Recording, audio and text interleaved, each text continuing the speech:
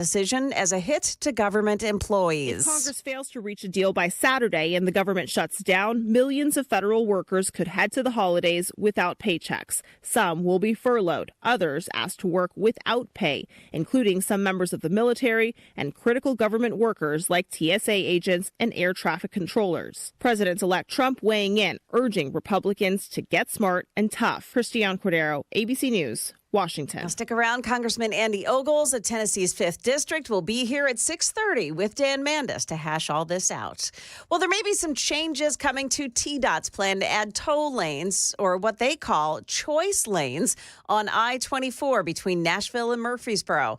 For now, that plan calls for homes along Joplin Drive to be replaced by eminent domain to get land for those new lanes. TDOT spokesperson Rebecca Hammonds. There are going to be changes and additions to our design to say, well, we like this idea, but we can do this better. You know, the private sector can bring a lot more innovation to the table than we can. And so that's part of the benefits of doing this. Now, the next chance for the public to weigh in will be early spring after the updated plans are released.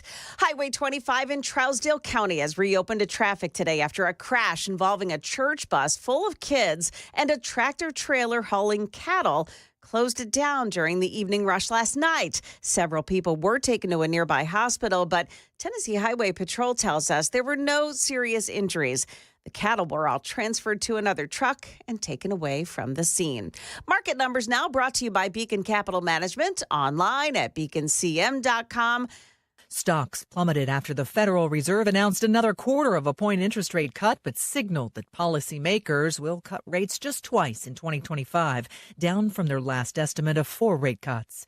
The Dow lost 1,123 points. The S&P tumbled 178. The Nasdaq dropped 716 points, or 3.5%.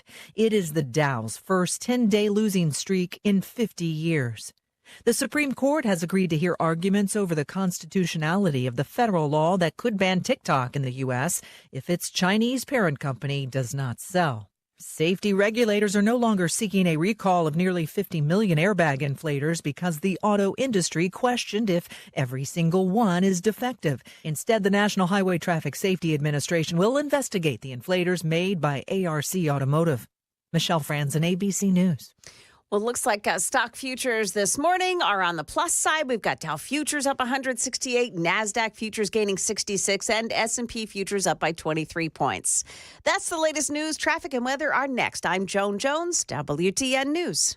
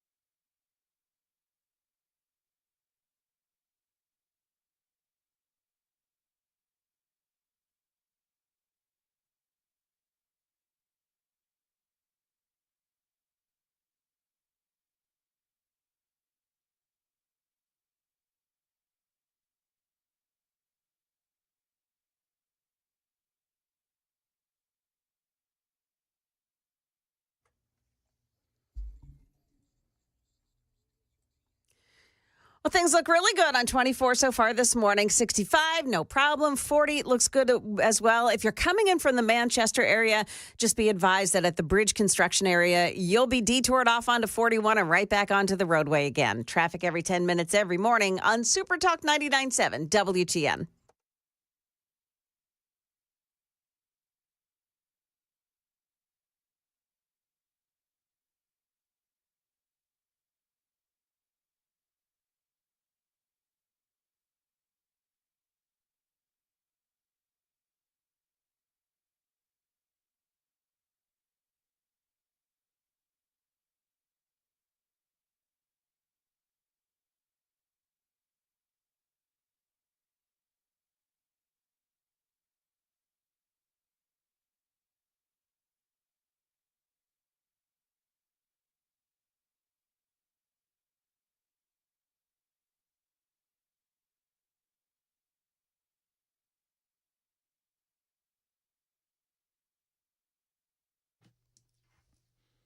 .507 Nashville's Morning News on Super Talk 99.7 WTN. If there is ever a moment in time where the importance of social media is not in question, I mean, I got to tell you, Elon Musk and J.D. Vance and Donald Trump really almost single-handedly, with obviously the help of Republicans and conservatives in the House of Representatives, basically torpedoing that continuing resolution, which, I mean, I agree with a lot of Republicans that are speaking out this morning and yesterday. This thing was a steaming pile of crap. And Elon Musk and Donald Trump and J.D. Vance, and I'm going to get into all of this, but they took to Twitter, X, and they were calling out the Democrats and the Republicans who were thinking about voting for this continuing resolution that was just, there's no other way to say it. It was bloated. It was full of the crap that we all, as conservatives, get really pissed off about. Hakeem Jeffries and the Democrats, well, they're apoplectic. House Republicans will now own any harm that is visited upon the American people that results from a government shutdown or worse. I mean, we see this every year, right? Hysteria, panic, anger, vitriol, finger pointing. And it's just like every year, it's the same thing. And then the House, I should say the government may shut down for a little bit, and then it opens back up. But yeah, the House failed to pass this mammoth year-end Christmas-time spending bill. And you know what? How do you know that this thing was full of pork? Because of the level of anger of the leader of the Democrats in the House. House Republicans have been ordered to shut down the government and hurt everyday Americans all across this country. So, again, that's Hakeem Jeffries. And so now the government has until Friday to pass a bill or the government will shut down. But again, we see this all the time. I mean, I'm going to be honest with you. I'm tired of covering this stuff, but it's big time in the news this morning. But we do see this all the time.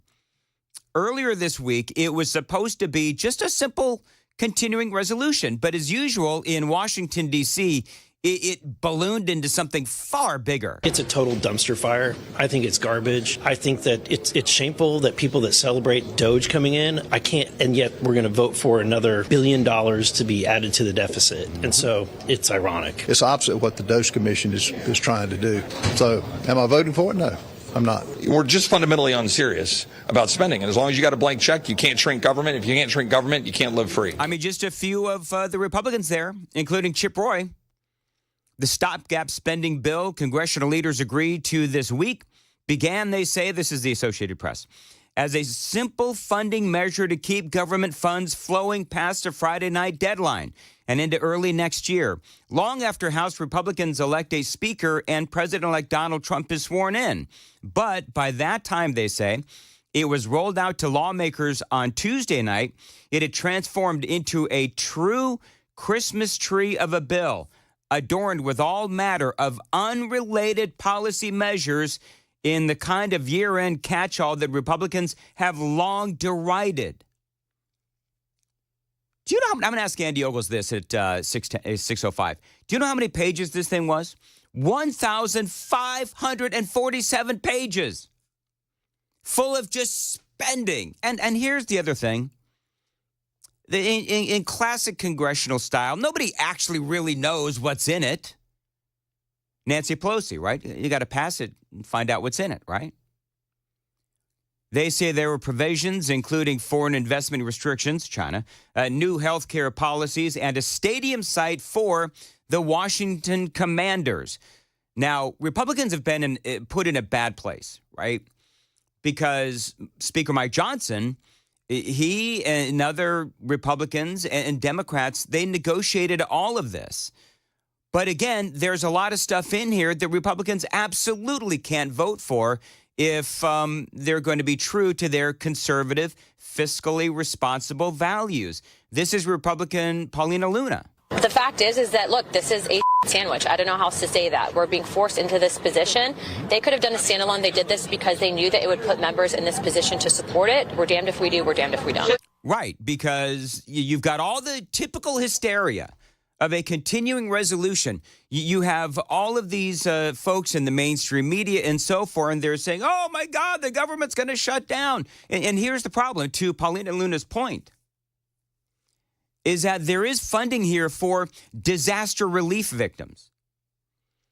You know, people of Western North Carolina, folks like that really, really do need help. $100 billion for disaster aid is on the table. And so as she says, as Luna says, as Congressman Luna says, okay, so this is a crap sandwich. We're damned if we do and we're damned if we don't, because they want to get disaster aid. Republicans want disaster aid to get to the people that desperately need it. But there's all that other stuff as well. And so part of the problem that the Republicans have is that there's things that they want to pay for, but if you pay for it, if you vote for the bill, well, then you've got all this other stuff that's in there too. So she's right when she says you're damned if you do, you're damned if you don't. $100 billion for disaster aid, billions for economic assistance to farmers, pay raises for lawmakers, restrictions on investments in Chinese companies, access to child care for working families, $25 million to protect the homes of Supreme Court justices. Posting revenge porn was in this, making it illegal. This one was interesting as well. Adding to the existing responsibilities of the Assistant Secretary of Commerce for Travel and Tourism, the additional mandate of promoting locations and events in the United States that are important to music tourism. Well, that could actually impact Nashville and Tennessee, right? Now, Donald Trump, of course, is being blasted because what he did is he got on social media and he called this a bunch of Democrat giveaways. We reached a bipartisan agreement to provide disaster assistance to everyday Americans whose lives have been upended and turned upside down. So part of what happens is that, and again, I've been doing this for a long time, Joan has as well, part of what happens is that you have all of these sound bites and you hear some of these things like, again, who doesn't want to help the farmers? Who doesn't want to help victims of natural disasters? Who doesn't want to protect the children? But the reality is that we see the top line spending, right? And that's just a sliver of what is in this thing. Because you have the stuff that's obvious, but then you have all of that pork. And yeah, Donald Trump had a long post on the socials. I'm gonna read you a few of the lines of what Donald Trump had to say. And Elon Musk sets Washington, D.C. on fire with one simple post on X. It's all straight ahead. 5:15, time to check the roads on WTN. Looking pretty good on 24 this morning. 40 also fine. No problems on 65 headed in. And thank goodness we have a dry day on the roads today. Traffic every 10 minutes every morning on Super Talk 99.7 WTN. Thank you, Joan. Today, your weather is going to be a low of 35 and a high of 47. No rain in the forecast. Appreciate you listening to Nashville's Morning News on Super Talk 99.7 WTN. So, yeah, the continuing resolution goes down in, there's no other way to say it. Mike Johnson is in trouble. And this has just gone down as a dumpster fire that it was. Donald Trump had a long post on the socials. Here's a few lines. The most foolish and inept thing ever done by congressional Republicans was allowing our country to hit the debt ceiling in 2025. That's also part of the conversation. It was a mistake, and it is now something that must be addressed. Meanwhile, Congress is considering a spending bill that would give sweetheart provisions for government censors. And for Liz Cheney, the bill would make it easier to hide the records of the corrupt January 6th committee, which accomplished nothing for the American people and hid security failures that happened that day. The bill would also give Congress a pay increase while many Americans are struggling this Christmas. He said we should pass, and this is the important part, we should pass a streamlined spending bill that does not give Chuck Schumer and the Democrats everything that they want. He finally wraps it up by saying, Donald Trump, Republicans want to support our farmers, pay for disaster relief, and set our country up for success in 2025. The only way to do that is with a temporary funding bill without the Democrat giveaways, Donald Trump says, combined with an increase in the debt ceiling. Anything else is a betrayal of our country. Speaker Mike Johnson says this really is just the sausage-making process. What he wanted to do was get this thing passed to get us through the remaining session of Congress, he says, and into Donald Trump's administration. We decided, even though we don't normally like short-term stopgap funding measures, it made sense here. Instead of doing, Chuck Schumer and Biden's spending for 2025, we pushed this decision into March. It'll be March 14th. So the feature there is that we'll have Republican-controlled Congress and Trump back in the White House, and we get to decide spending for 2025. So that was a good thing. Yeah, this whole episode really is a discussion of spending. Obviously, it's talking about the budget, continuing resolution, and so forth. The priorities of the Republicans and the Democrats, and how the Congress should do things. And of course, social media is where we opened up. Elon Musk got into the fray as all of this was going on. He goes to social media. He goes to X, and it really did appear that Elon Musk had an impact. Musk posted that anyone who votes yes should lose their office in 2 years, and lawmakers are scrambling. Tweets from Musk and others, has that complicated this?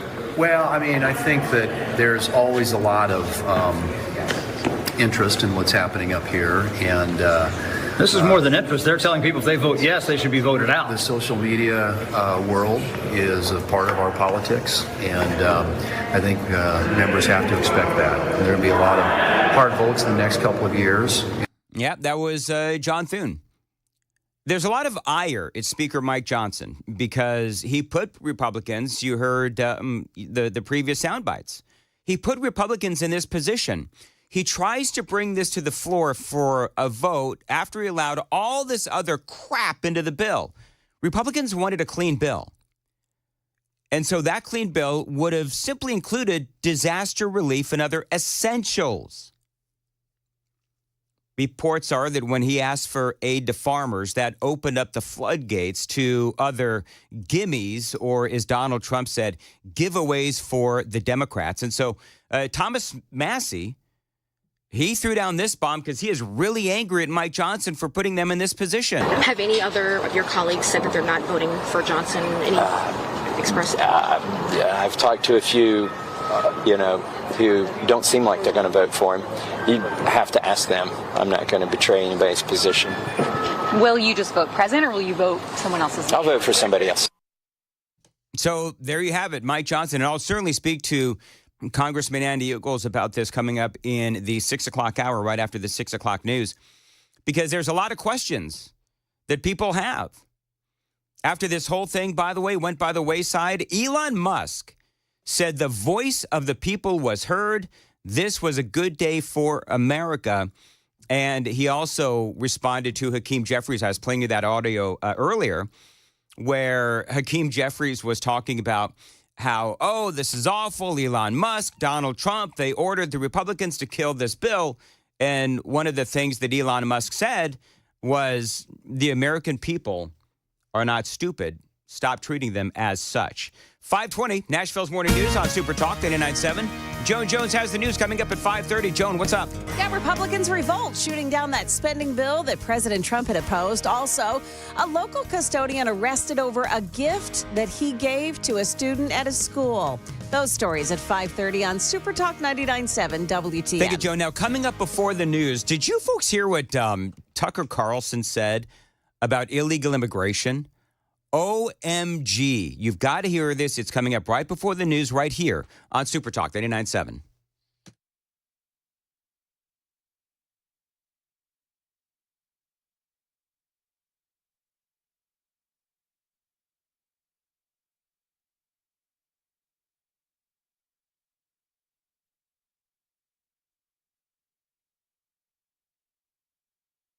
The guaranteed offer is the easiest way to sell your home. It's really simple. We bring you an all-cash offer. You close in as little as 21 days. No home inspections, no lock boxes, no open houses. Go to markspain.com to get a guaranteed offer and start packing.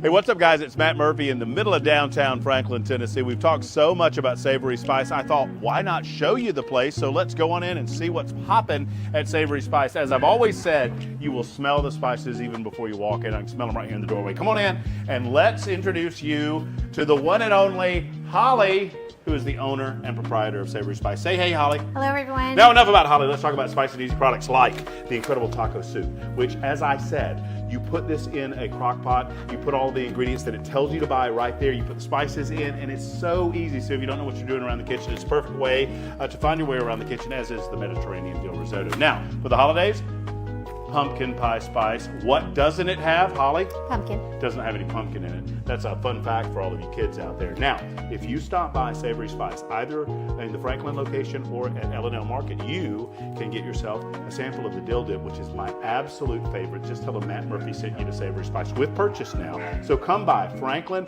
or L&L Market in Nashville and come see Holly and the entire crew at Savory Spice.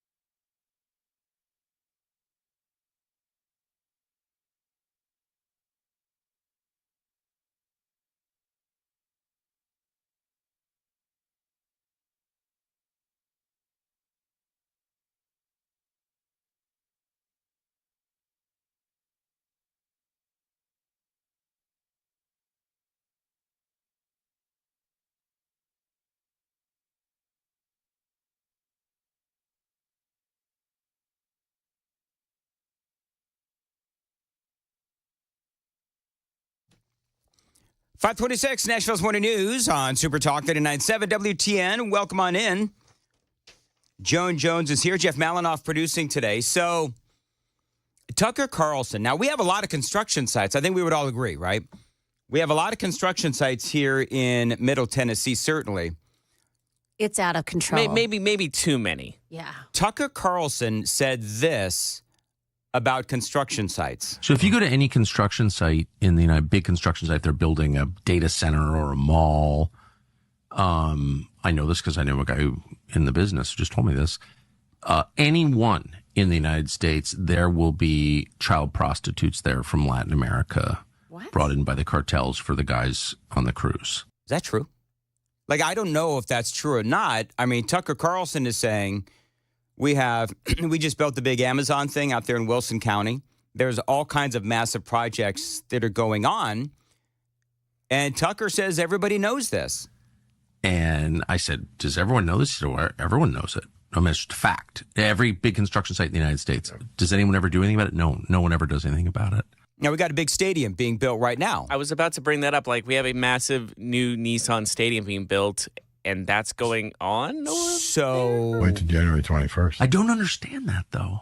No, if everyone in the building trades knows that, how can law enforcement ignore it? Look, I don't know. Listen, I like Tucker Carlson. I do. I'm going to throw this out to the super text line at 615-737-9986. You guys working in construction, and I know you listen to me and your bulldozers and stuff because you hit me up all the time. So is this true? Wow, that would be... I hope it isn't. Oh, come on. Well, obviously we hope it isn't. I hope this is just I hate to use the word conspiracy theory, but I do hope it's a conspiracy theory. Well, this is what he was talking to Tom Homan, who's always in the news. We all love Tom Homan. Incoming borders are. Of the over 300,000, this government lost track of. Kids. I guarantee you, as I sit here today, we'll find many in forced labor. We'll find many in forced sex trafficking. Mm-hmm. That's the sad thing. We're going to find them. So that's why President Trump's saying, seriously, we got to save these women and children that are put in this position. The immigration consequences will still come, but first we got to save and get these kids. As far as the kids, over 300,000, we got to save these kids. A lot of them are living life hell every day. And I guarantee you we're going to find, ICE, HSI has already found some of these children in meatpacking plants, cleaning up entrails on a midnight shift. We're going to find some living with pedophiles. We're going to find some are in sex slavery. Some are going to be dead. But we got to find these children, and President Trump made that a third rail of priorities. All right, so that is Tom Homan. So you'll notice that Homan, he wasn't going to go down that, I'm not going to call it a rabbit hole, but maybe it is. But Homan didn't confirm or deny that construction site comment. So I'm genuinely curious. Wait, was he responding specifically to that question? That was, Tucker said that there's all these child prostitutes around construction sites, and Homan was responding to that, and he didn't confirm or deny that. So let's do this, because I don't want to be late. But I know, shocker, right? I don't want to be late. Why start now? The chat line is blowing up with construction workers. So when we come back, Awesome. I do have a lot of answers. Okay, we want to know that. Also, by the way, I called Anna Paulina Luna. Lunar? I know. You can said stop Lunar? texting. I said Luna. I said Paulina Luna. Her name is Anna Paulina Luna. Anna Paulina Luna. So there you go. Yeah. Cool name. Well, it is, and I apologize, but every time her name comes up, I'm just going to be honest with you folks, because I'm always honest. I get distracted because I remember her in that bikini. Oh, yeah, right. Moving right along, 5:30 on Nashville's Morning News.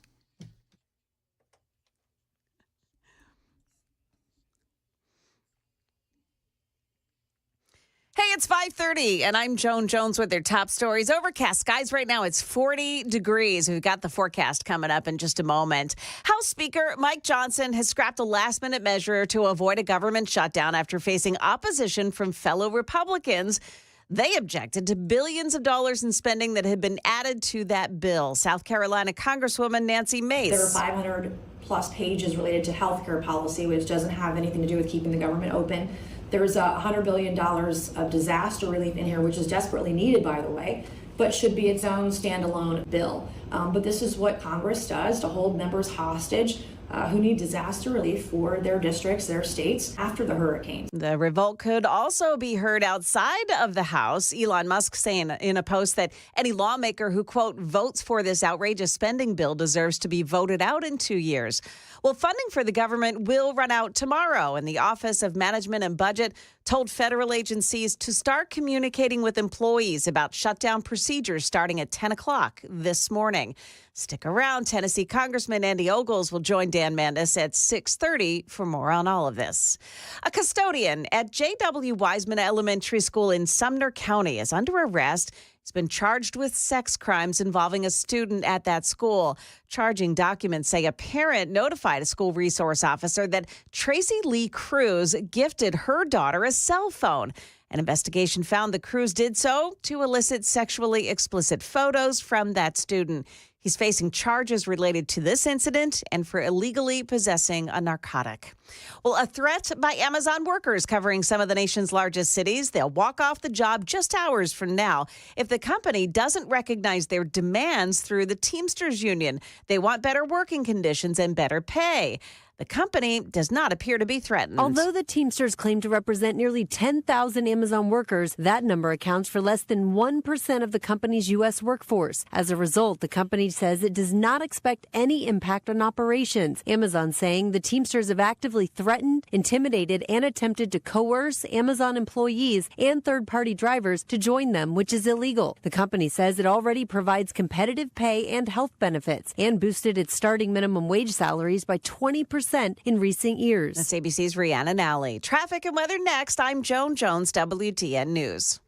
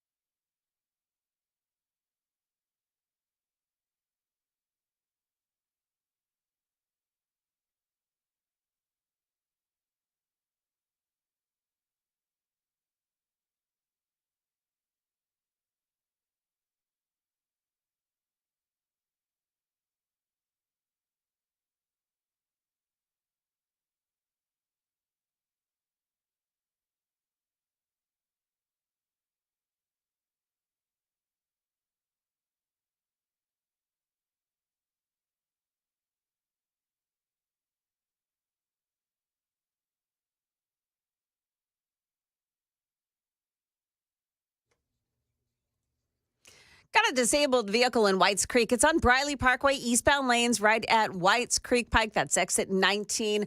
Also, they're still working on that bridge in the Manchester area this morning on 24. So as you approach that spot, they're going to take you off the highway and then loop you right back on. Traffic every 10 minutes every morning on Super Talk 99.7 WTN.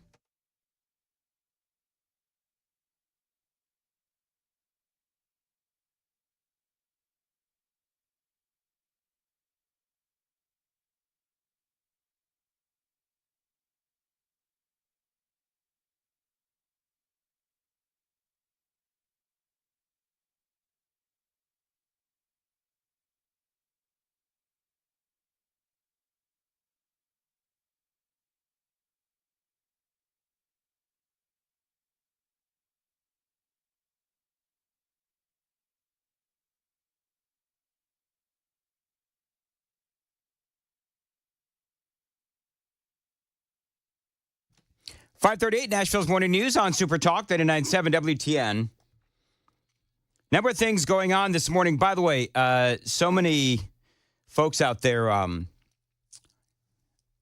Joan and Jeff Malinoff producing today. Glad to hear that I'm on the air today. Apparently I did not get fired after yesterday's 7:35. That's good. All in due time. Listen, I want to be able to write my memoir, Fired by Zoom, a radio memoir. I think you could do Fired by Zoom. A radio memoir. No, not even over the phone. You need it by Zoom call. I need it by Zoom call. That's exactly right. The future of firings. Will you quote Johnny in this? No. Okay. Moving right along. Hey, so people asking me about that comment I made about Anna Paulina Luna. There you go. You got it. And about what I said about her in a bikini. Yeah. So just so people know, we talked about this earlier. I mean, way earlier. Not surprisingly, Ken and Johnny and I were talking about this, where she came out with some photos, and it was a photo. She was in, like, I think it was a bikini. She was. I mean, she's like hot with two T's. I'm just going to tell you. Mm-hmm. And so we talked about that a little bit. You know, being the eighth graders that we are. And so that's what I meant by that. If you want to make your morning, go Google Anna Paulina Luna bathing suit. I think photos. I'd get in trouble if I put that in our work company's computer. Yeah, probably avoid that. So anyway, and why are people? What did you name, Jeff? The title? The title of our video. Well, I was thinking, since you're in the morning, you're always here before I am. You're ready to go. I'm like, Dan doesn't fall asleep. He just recharges. He's just ready to go at all times. And then someone was like, "Is that mean this is a solar based like Dan?" And I'm like, "No, Elon made him. Elon created him, and that's the most profitable solution to that. I think that's a compliment." I go into the chat line. I'm back on it. 2008. Jeff is responding saying, "Dan is a robot that Elon has made." Yes, KGB. He's not solar. You're not solars. I was defending you from that. Can we all be honest? If I were a robot, I'd be a lot better than I am. Like, they could totally use AI and make me like a better talk show host that actually makes more sense. By the way, we're talking about what Tucker Carlson said. And for folks that are just joining us, this is what Tucker said about child prostitutes on construction sites. So if you go to any construction site in the big construction site, they're building a data center or a mall. I know this because I know a guy who in the business just told me this. Anyone in the United States, there will be child prostitutes there from Latin America brought in by the cartels for the guys on the cruise. And I said, does everyone know this? He said, everyone knows it. I mean, it's just a fact. Every big construction site in the United States. Does anyone ever do anything about it? No, no one ever does anything about it. Wait till January 21st. I don't understand that, though. No, if look, everyone in the building trades knows that, how can law enforcement ignore it? I mean, that's Tucker and Tom Homan, and Homan didn't deny it, but he also didn't confirm it. I have a good half dozen texts from guys in construction, like around the area, saying that's not true. Like, they see some people, maybe underage people working, like cleaning up like drywall and stuff. I got that a couple of times, but nothing about the child prostitution thing. Everyone says that's wrong. I can give you examples. Hold on. Well, let's see here. Another guy says, 1303, yes, it is true, Dan. It is stealth. I have noticed that Americans just don't pay attention. They are rushed. He says, I think I noticed it at Cool Springs Mall because I walk there almost every day. Just certain things I observed, but not plainly obvious. Well, if this is going on, I mean, it needs to stop. 5021 says, I'm a pipe filter. I've been in the construction business for 24 years. I've never heard of a child prostitution thing. And then I think there was another one. Let me see if I can find it that had, again, someone that's worked in this for a long time. 4462 says, I've been on a large construction project for 4 years, and there have been no child sex activities on this site. Tucker should not make such disgraceful blanket statements. Yeah. I was shocked by that. I'm just going to tell you, I was shocked by that. And here's the thing. You can't, and Lord help me, friends, I'm not bashing on Tucker Carlson, so don't start yelling at me. But it's been a bad week. But if you're going to bring that kind of a claim, you got to bring receipts. You can't just say it's a fact. He just said it's a fact, apparently. And then that's all we go on. That's Democrat talk there. It's just a fact, and just leave it alone. Here's another one, 7194. Been in heavy industrial construction the past 6 years. He says, never have I heard that about the cartels. He says, I've never worked around a... Moving right along. Anyway. Wait, what's the number? I just want to 7194. I'm reading it too. There's just some things I don't want to... Yeah. Anyway, I mean, Joan, we're both, I'm a recovered journalist, but there's still some journalism within what I do. I'm a talk show host, but, you are a journalist, and I don't know, the whole thing, it feels a little weird. It smells weird to me because there's just no way that could exist. There are a lot of really good, hardworking American guys out there on these sites that would never allow this to happen, and if it did happen, they'd blow the whistle on it. I'm convinced that Americans are good, solid people, and something like this would really wreck anybody who's out there. Those guys have daughters, too. So there's no way that they would allow this. I'm you know not what, Joan? convinced. That is a great point, where it's like, if Tucker says, everybody knows this. Yeah. Well, then what he's saying is that there's a bunch of people on construction sites that are approving of child sex trafficking. So I listen to Tucker all the time. He also had this guy, I don't know if you've heard of him, Jeffrey Sachs. Yeah. So the title of it was The Inevitable War with Iran. This guy was so anti-Semitic, and Tucker never questioned him in this interview with him. And so sometimes Tucker does things like that, and like this thing with young prostitutes on the scene, that I'd wonder if he puts it out there just to start poking the bear.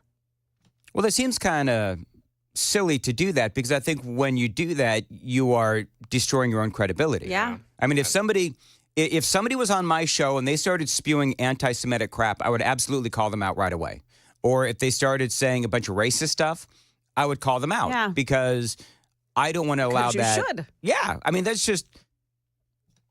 that's being a decent human being. Yeah. And so I don't. Some of Tucker's calls I question. So. Oh Lord, I've had phone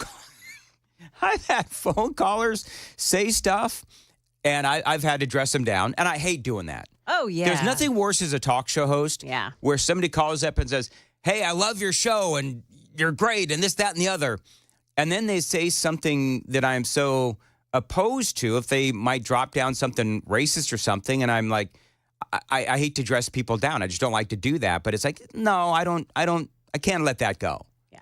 And that's happened on Red Eye Radio a few times. That's happened here a couple of different times. And so, if you're Tucker and somebody says anti-Semitic stuff, you gotta call that out clearly. So if you're so quick to call people out for stuff like that, why didn't you call me out when I got my time wrong? You've got Andy Ogles at 6:05. 6:05, not 6:35. Yeah. My bad. Well, I blamed it on Malinoff. That's perfect. Yeah. Yes. Hey, I'm the youngest of three boys. I was blamed for everything. I'm just used to it now. This is not a problem. Yeah. This is not a problem. You could just take the fall for everyone. Yeah. It's actually a very good trait to have on this show. Hey, can I ask, just anything that goes wrong, it's my fault, which is fair. You know what? You got longevity. She's got the news. I got the blame. There you go. That actually works. All right, real quick. Joan. Yes, sir. So Washington, D.C., of course, is about to melt down because it's about to shut down. But everybody knows that the government itself, if it, and I'm going to use this air quotes, shuts down. But we still function. And this is not as apoplectic or, as bad as people make it out to be. The government still operates. And the government employees that don't get their paychecks, they ultimately end up getting their paychecks. They're Plus just some. Plus some. Oh, do they get plus some? In some cases, yes. Yes. Like an inconvenience fee? Yeah. Wow. Yeah. So, and plus their benefits never go away. Right. So the whole, and what they do is they kick their feet up on the desk, take a vacation. They're not sitting around going, oh, no, it's a bad time. They're fine. They're just fine. So here's what they have in this bill that was torpedoed by Elon Musk, Donald Trump. This is so interesting. Well, yeah, because, Elon, with one tweet, with one post on X, he torpedoed the whole thing. Yeah. But members of Congress would be allowed their first pay raise since 2009. That was one of them. They talk about how, and I don't even know what this is, but they say that they are no longer going to be calling homeless adults and children homeless. Oh, they haven't been doing that for a while. They're unhoused. Probably my fault also. They're unhoused. But how much does that cost? Why do they? Well, now they have to go back into everything that's been printed and anything that's online. They have to hire people to scrub the online references to homeless and change all of it. Oh, yeah. It's there's also something for the Washington Commanders having a stadium. Yeah, where does that come from? Where does the NFL come from to get into a bill from the government? That's crazy. Well, I understand voting in local elections. That's one thing. No, I can tell you what that's all about. Yeah, Joan's going to, because I know what it's about too. Go, Joan. Yeah, Mayor Bowser of Washington, D.C. wants it to stay in Washington, D.C. Oh. But the Commanders want to move it out to Virginia or even to a site in Maryland where there's less traffic, there's less politics. And this is an assist for Mayor Bowser. She needs to go back to Shanana where she belongs. Yes. Well, funny enough, the FedEx field, wherever the field is called for Washington Place now, is actually the worst in football. They actually have massive sewage leaks in every game. It's bad. They need a new one, but not where this is why a lot of these bills happen in local government because they're the ones paying for it. But it sounds like if they built this, the entire country's taxes will pay for it. If is that what it would be? Yes. Yeah. Yes. So why does everyone have to pay for the above average football team stadium instead of the local elections where it's happening every single time? I'm so pissed off that they took away the Redskins. Yep. Yeah, that they need it now. There's a little bit of a movement to bring that back, right? The Redskins. They're bringing it back so that when they do retro uniforms, they can be the Redskins again. They're doing that for that purpose. I don't think they'll make it official to change the name. I think they'll eventually change the name because Commanders was a terrible name in the first place by the original owner, Dan Snyder. He did that as a little I'm going to make them something terrible so everyone hates it because he was kind of spiteful. Yeah. So why don't I they think just bring back the Redskins though? Is this going to be the kind of thing? Who cares what white liberals think? That's the thing that pisses me off. Well, here's the thing. It's the NFL commissioner that's going to make that decision. Well, then he's a white liberal. He probably is, and he's worth hundreds of millions of dollars. But here's the thing: if they're going to change it, and I want the red name to be in there. Red Wolves would have been the perfect name because that was also, I believe, a plane during wartime. It was just a Red Wolves. They can easily just make that change and it would work. But they made it Commanders. That was not one of the options that the people of Washington, D.C. and the surrounding areas had options on which names they wanted to change it to. I thought Red Wolves was one of them, no? I have to look. I could be wrong. Commanders was not, I guarantee you that was not what the decision of the people made. That was the worst of the choices. Yeah. That's a stupid name. They also want a continuation of the Wool Trust Fund until 2025. Yeah, I have the definite. I have what it is here. What have is you it? ever heard? So No. the Wool Research Development and Promotion Trust Fund, as authorized by the United States Congress in 2000, provides grants to a national recognized council established for the development of the United States wool market. The purpose of the Wool Trust Fund is to assist United States wool producers in improving the quality of wool and providing and assisting producers in the development of promotion of the wool market. The American Sheep Industry Association represents the nationally recognized council, and the funds are received into the Wool Trust Foundation.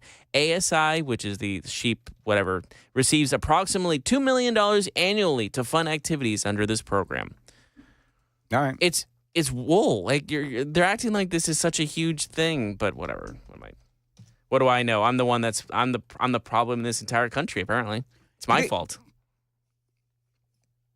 I'm like, why stop at the radio station? It's the country. Did anybody get my joke? I'm going to go back about 4 minutes. Did anybody get my joke about Mayor Bowser and Sha Na Na?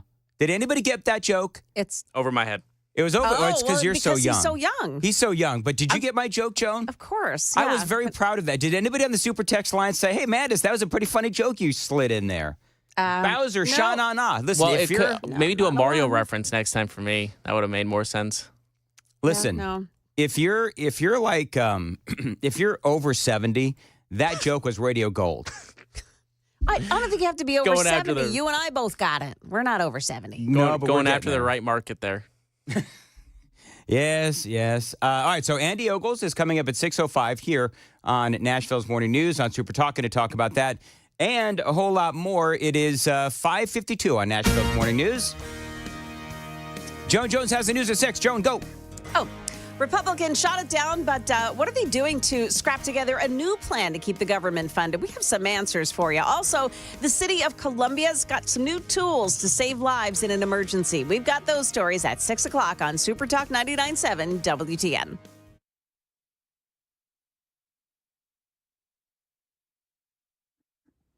Hey everybody, Dan Mandis from Nashville's Morning News. The Wall Street Journal reported a while ago that people are feeling stress, anxiety, and depression because of this election. If that's you, talk to my guy, Dr. Christopher Van Schenk. He is a psychiatrist out in Nolensville. Now, he can help you with not only depression, if you're feeling it because of politics or whatever, but he can also help you with alcoholism, drug abuse as well. Go to his website, nolensvillepsychiatry.com. He's got a long list of conditions that he can help you with, either in person or at telehealth. Bottom line is, he wants to make it as easy as possible for you to get the help that you need. He can help your kids as well. Check him out online. Again, nolensvillepsychiatry.com. The number's below. Thanks for listening, and good luck.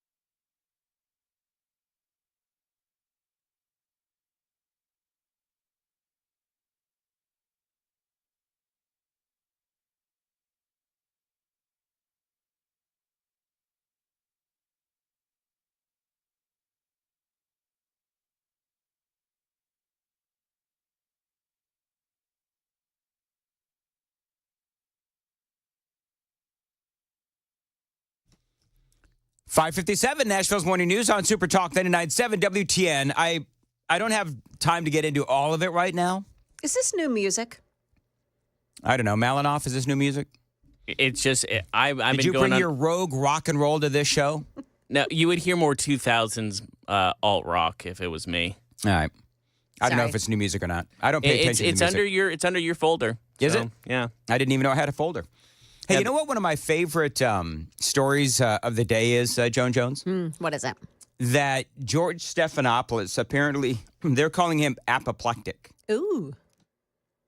This is juicy. Go ahead. That ABC caved to Donald Trump. That's what they're saying. That ABC caved to Donald Trump. He's angry. He's ticked off. He's out there kicking cats and dogs. He's yelling at people. He's throwing the coffee pot against the wall at ABC, and he's yelling at the executives. Nice. Here's the deal. Need some audio, Jeff. Here's the deal, though, is that he's the one that did it. And apparently he knew that he did it. Judges and 2 separate juries have found him liable for rape and for defaming the victim of that rape. Donald Trump has been found liable for rape by a jury. Why are you supporting someone who's been found liable for rape? I just answered your question. What is the answer? He was not found guilty in a criminal court of law. It was sexual abuse. It wasn't actually rape. By the way, I mean, that's Nancy Mace calling him out.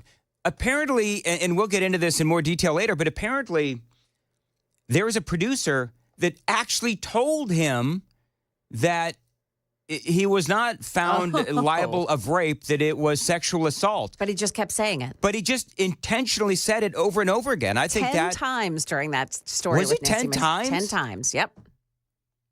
And all he had Crazy. to do, all George Stephanopoulos had to do was come out, but now we know why he didn't, because we talked about this earlier.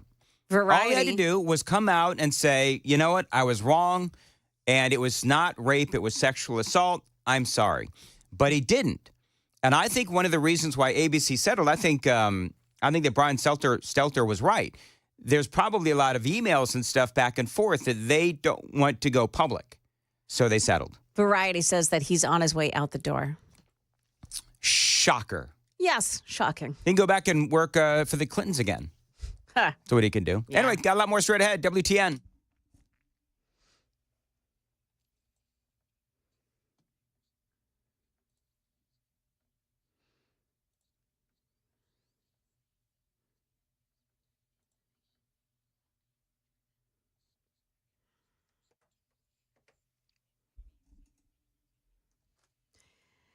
Six o'clock on the nose. I'm Joan Jones with your top stories. We're at 39 degrees, mostly cloudy right now. We've got your forecast and traffic still to come.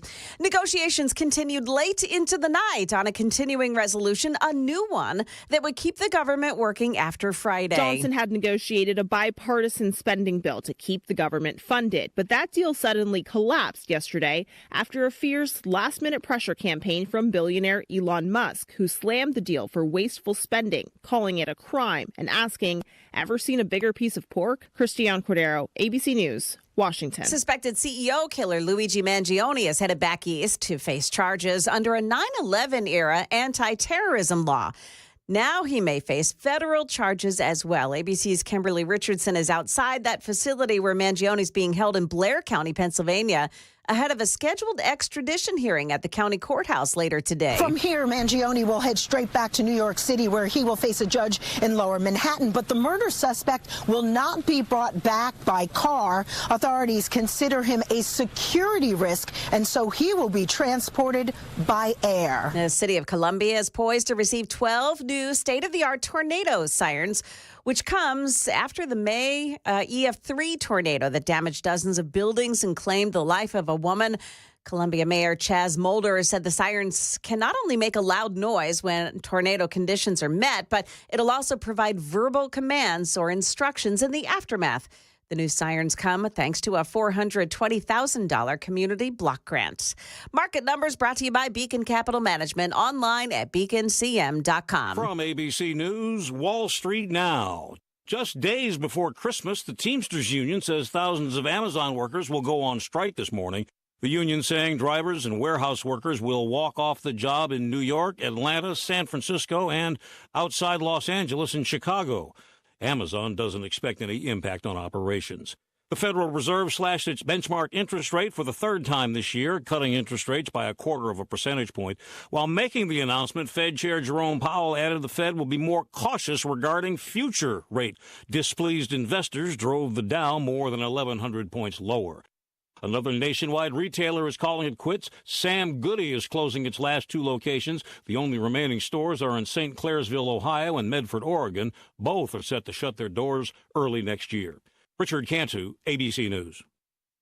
We've got Dow futures up 180 points. The NASDAQ futures are getting 78. S&P futures plus 28 points. That's the latest news, traffic, and weather are next. I'm Joan Jones, WTN News.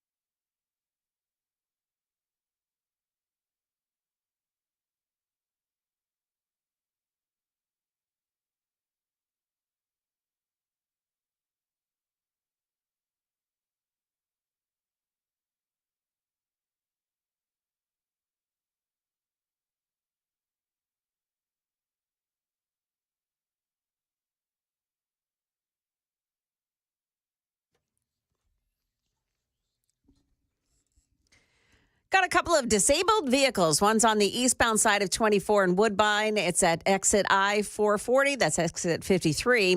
Also, Briley Parkway eastbound in Whites Creek at Whites Creek Pike, exit 19. That's another site of a disabled vehicle this morning. If you're heading in from Coffee County area, 24 in the westbound lanes, there is an accident leading up to that spot where they're doing the construction at the bridge overpass, and it is a mess. I'm hearing words that they maybe have shut down that highway in that spot, and it's tough to get around that one. So be careful and plan to spend some extra time as you're headed in. Traffic every 10 minutes every morning on Super Talk 99.7 WTN.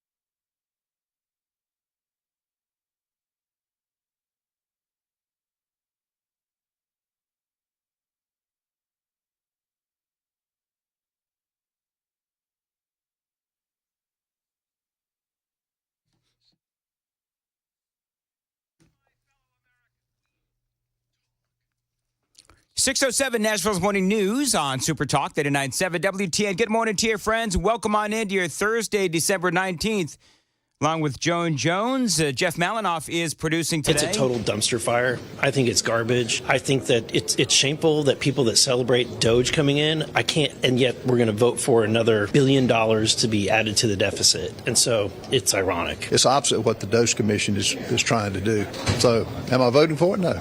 I'm not. We're just fundamentally unserious about spending. And as long as you got a blank check, you can't shrink government. If you can't shrink government, you can't live free. 6:08, Nashville's Morning News on Super Talk 99.7. Congressman Andy Ogles, 5th Congressional District, is joining us on the Newsmaker hotline. And Congressman, always appreciate having you on. Dumpster fire, a complete joke. We're not serious. What's your thoughts on the continuing resolution that was attempted to have a vote on last night? Well, what you've tended to see over the years is, at Christmas you have a continuing resolution that becomes an omnibus, and which means they just put all sorts of junk in it. This bill, for example, has $3 million to improve molasses testing. Yes. Okay, but that could wait and be part of an appropriations package. There's money in there for an NFL team to be moved back to Washington, D.C. There's a provision in there that cuts $1.5 trillion and pay for, so it adds to the deficit. So these are things that could have waited and gone through the regular budget process come January. So we're only talking a few weeks away, right? And so this was a train wreck. Fortunately, Elon came out against it. The president came out against it, and we were able to kill it. We need what you might consider a skinny CR, which only funds the essentials, gets us through mid-March, which would be 2 months into the president's term, and then we can align his tax policy, tax credits, et cetera, with his agenda, because you also have to figure out how to pay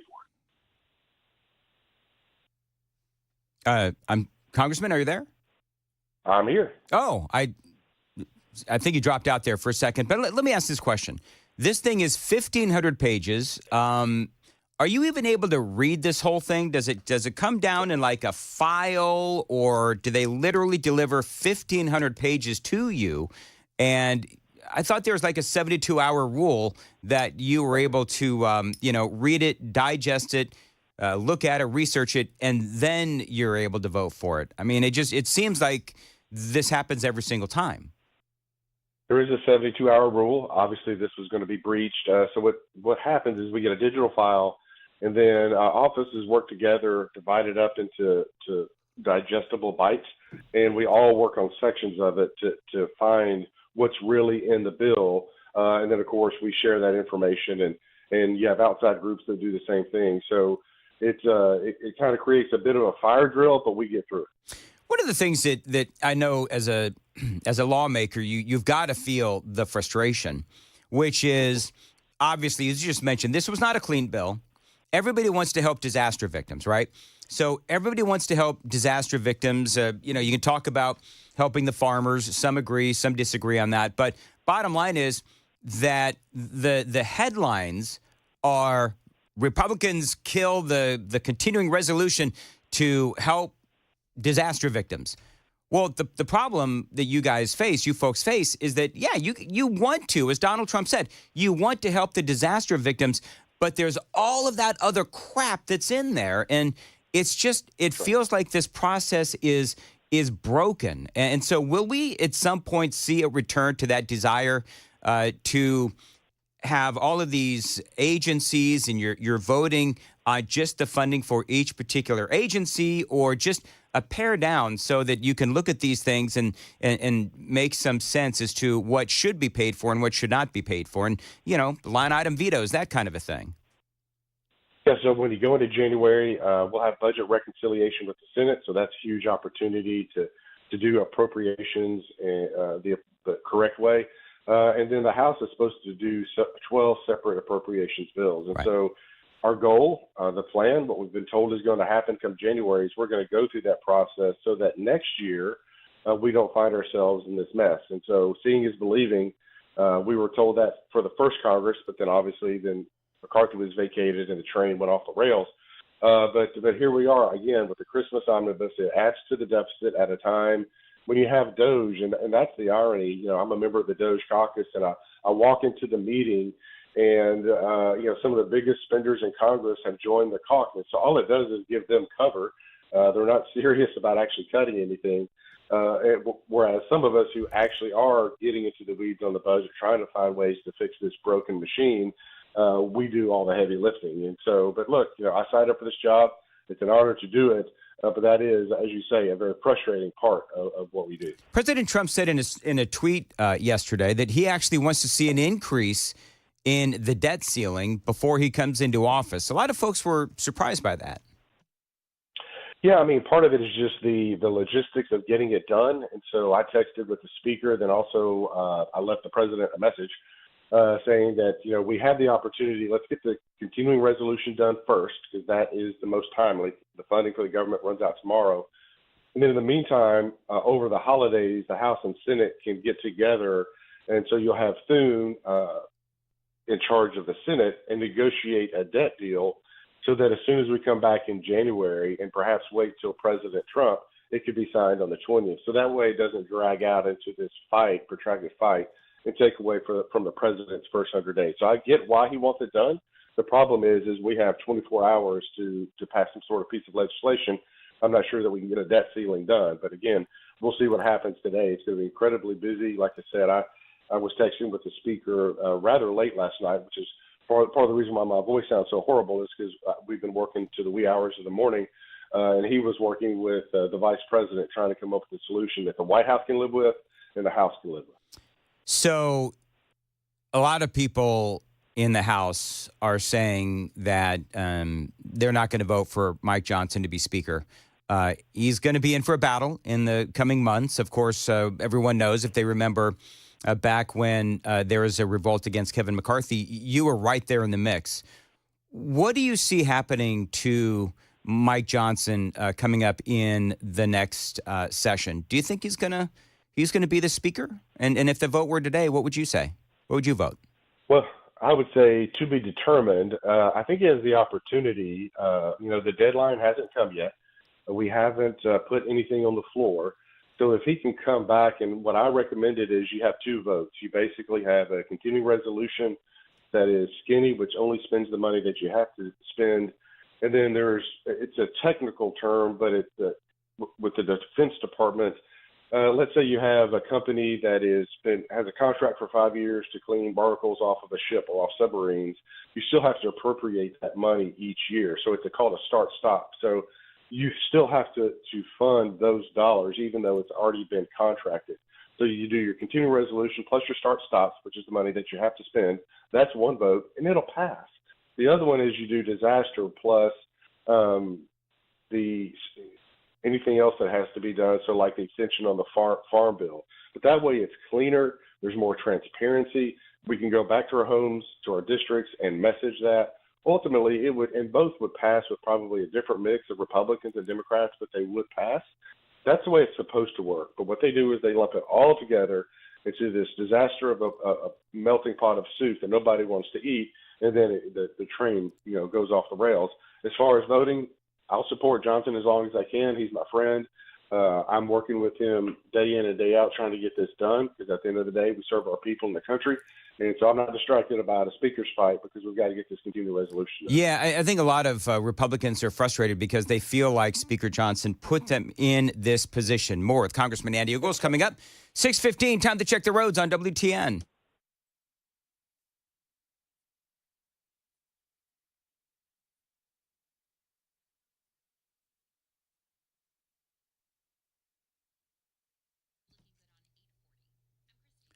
.616, Nashville's Morning News. High today of 47. No rain in the forecast either. Appreciate you listening to Nashville's Morning News. 39 degrees right now. Congressman Andy Ogles is joining us. And just to follow up real quick, I think the last thing that Donald Trump wants is a speaker battle coming into the next congressional session.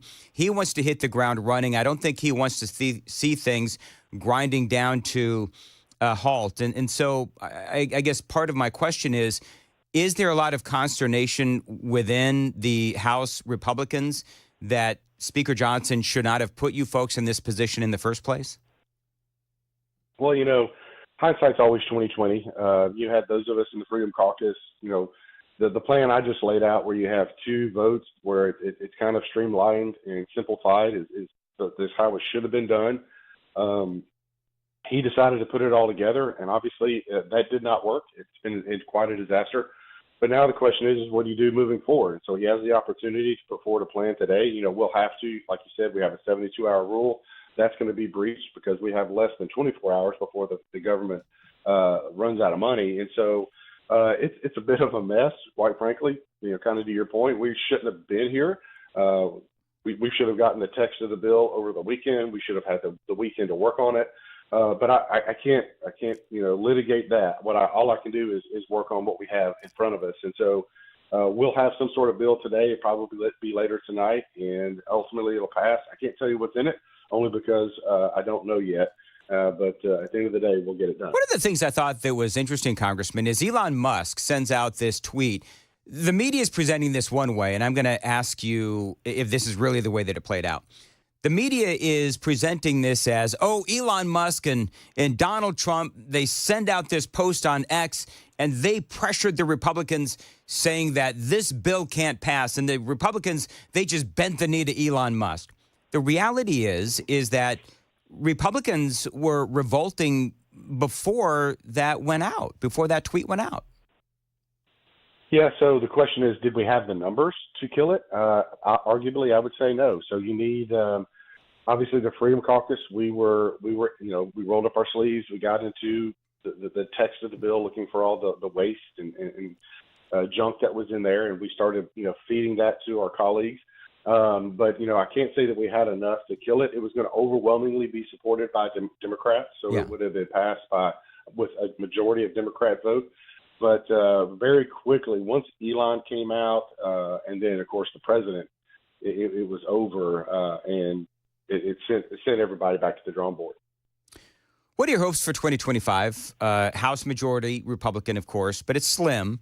A majority in the Senate and the White House. We know that the Republican Party can be kind of train wrecky, like, the Democrats too. But really, the Democrats are more solidified in their unity. They're just all oars in the water, whether it's good for America or not. But Republicans tend to be more independent-minded. So how hopeful are you in 2025 that we'll actually be able to execute Donald Trump's agenda? I'm cautiously optimistic. I think the difference is that you have a chief executive in the president who has a pretty clear agenda of what he wants to accomplish. So he's going to be making some play calls. Then it's up to us in the House to figure out, okay, let's fix that because it sounds good kind of in the vacuum of politics, but now we've got to implement it, and we have to look at how it affects the debt or the deficit. But so I think that's the difference, is we'll have a clearer mandate. I think idle time creates nonsense and shenanigans, so that's why we keep our teenagers busy, because we don't want them to have idle time. We keep them focused on doing things and being productive, right? I think that can be said that's true of Congress. And so I think we're going to be so busy, you'll see some of the petty politics set aside, because we will have a clear mandate.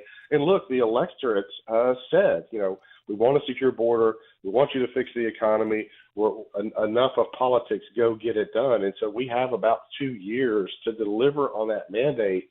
And then suddenly you're going to be in the midst of, a fight for the House, then also the presidential race will be gearing back up. And so we have a very short window to succeed, and so we've got to be focused. All right, Congressman Andy Ogles, always appreciate your updates and your perspective. Have a great day and good luck. It is 6:21 on Nashville's Morning News. Joan Jones has the news at 6:30. And Dan, coming up, the Department of Justice stepping in to stop a former police officer, Derek Chauvin, from compiling evidence and getting a new trial. We've got details on that coming up at 6:30 on Super Talk 99.7 WTN. Thank you, Joe. Now, right before the news, I'm a little confused because Josh Hawley has now come out and he is calling for a big-time extension and an increase in the child care tax credit. Details straight ahead. Dan Matt is here. And, of course, every night at my house at homework time, I thank the Lord for Xfinity Internet. Now, again, in my house, we can stay connected with Wi-Fi coverage that delivers the speed we need, and you can too. Now, listen, homework and radio shows don't wait for the Internet to work. You need a reliable connection even when everyone is online and working. Now me, In my house, I do rely on Xfinity. And if there are issues, Xfinity has 24/7 customer service here for you whenever you need it with in-home Wi-Fi support. And if you're on the go, you can stay connected with over 20 million secure Xfinity Wi-Fi hotspots nationwide. So get the best Wi-Fi for your life, whether it's doing homework with the kids or work for the paycheck. Rock-solid internet is only a phone call away with Xfinity. To get started, call 1-800-XFINITY, online xfinity.com, or drop into an Xfinity store today for more details.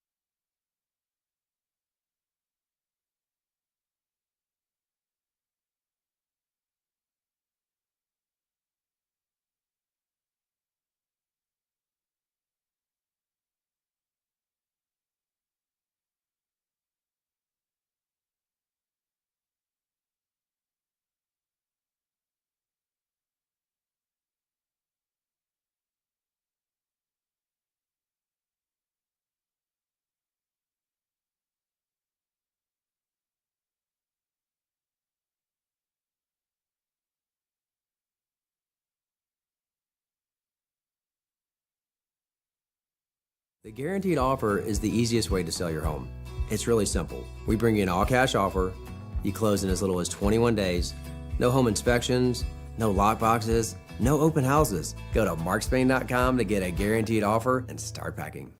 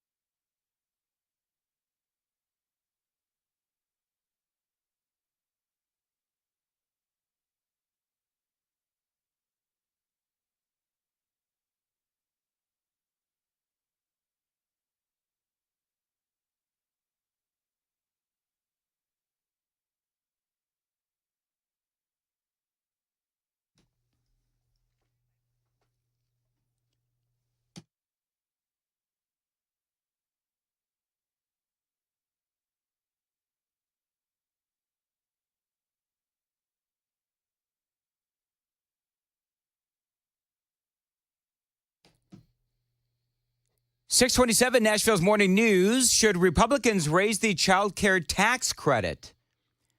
I was really surprised by this. Josh Hawley wants to increase the child care tax credit to a maximum of $5,000 from $2,000 per child, according to Axios. This was in the news this week. First reported the plan. This was yesterday. President Donald Trump, he says, won the support of working people with kids. Next year's tax bill should provide them with a big tax cut. Hawley wrote in a post on social media. The plan, they say, could add trillions of dollars to the national debt, which has ballooned to a new high of around $36 trillion following pandemic rescue measures. Now, Josh Hawley, of course, the senator from Missouri, he talks a big game. I mean, I love this guy. Generally speaking, he is a good conservative.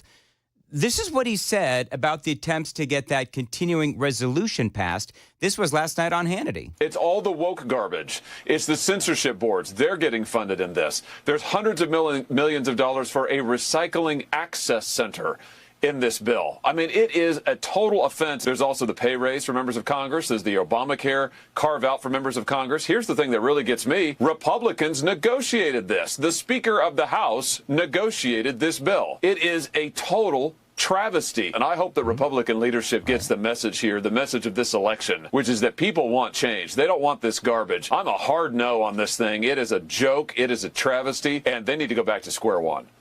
So, I mean, he's talking tough on cutting the spending and all that, yet he wants to raise the child care tax credit to $5,000. So very un-Republican, some would say, what Josh Hawley wants to do. Now, back in August of this year, Republicans in the Senate voted against a Democrat measure to increase the child tax credit. One guy who did support it was Josh Hawley.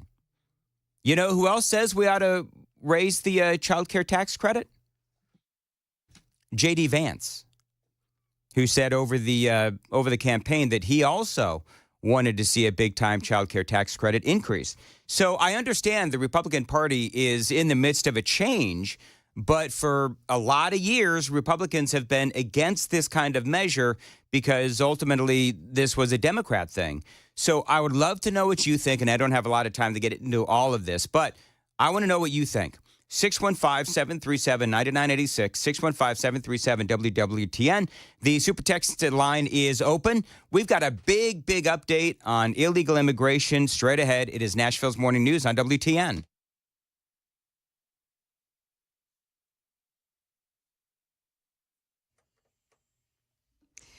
Good morning, 6:30 now. I'm Joan Jones with the latest news. Donald Trump has not been sworn in yet, but he's already pretty much taking control, kicking the government spending bill to the curb and putting the House Speaker back to work on a new one with a shutdown looming. Republican House Speaker Mike Johnson is back at square one after Elon Musk and President-elect Donald Trump torpedoed a bill to keep the government up and running. There is no new agreement right now. Overnight, the speaker seen leaving the Capitol after meeting with Vice President-elect J.D. Vance. I'm not going to say anything else more about it tonight because we're in the middle of these negotiations. Trump now telling Republicans to get smart and tough without telling them exactly what he wants them to do next, criticizing the bipartisan bill for including too much spending.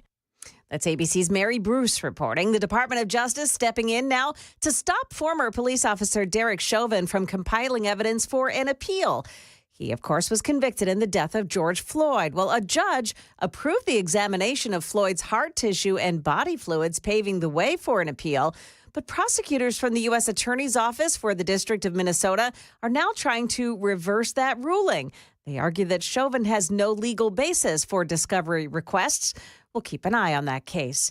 Might be a little something to see in the sky other than drones this weekend. Earseed's meteor shower peaks Sunday, a few days before Christmas. Usually not as bright as the Geminids, the Earseeds are generally sparse with about 5 to 10 visible meteors per hour under the best viewing conditions, say the experts. But in 1945 and 1986, the Earseeds produced up to 100 meteors per hour, and that unpredictability keeps sky watchers interested. Most meteor showers come from debris of comets. The Earseeds will stick around until December 26th.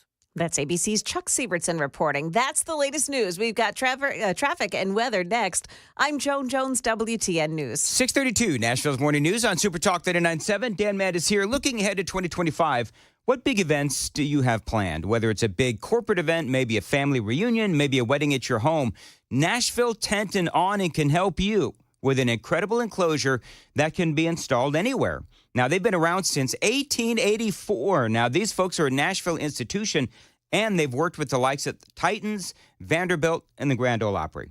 Now, they're one of the top companies in Nashville. Think about your backyard. You can actually extend your living space with a backyard enclosure so that you can enjoy it even here in wintertime.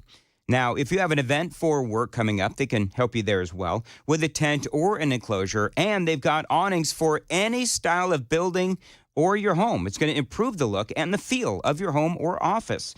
Get some visuals and check it all out at their website. It's ntaco.com. It's like the letter N, taco.com, ntaco.com. 615-329-3701. Tell them Dan Mandis told you to reach out. 615-329-3701. Solid craftsmanship built to last since 1884. Nashville Tent and Awning.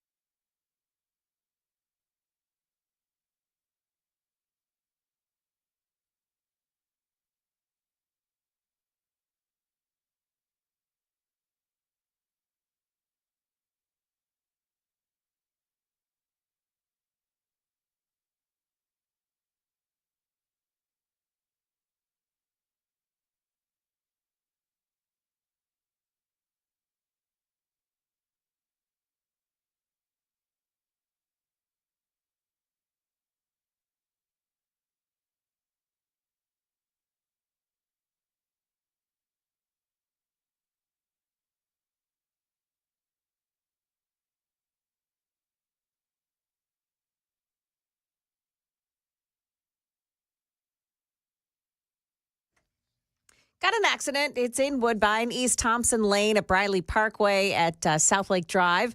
An accident, too, in Madison. This one's 65 southbound lanes at Old Hickory Boulevard. And then 24 eastbound in Woodbine, eastbound side at I-440. That's exit 53. It's a disabled vehicle to just maneuver around. Traffic every 10 minutes every morning on Super Talk 99.7 WTN.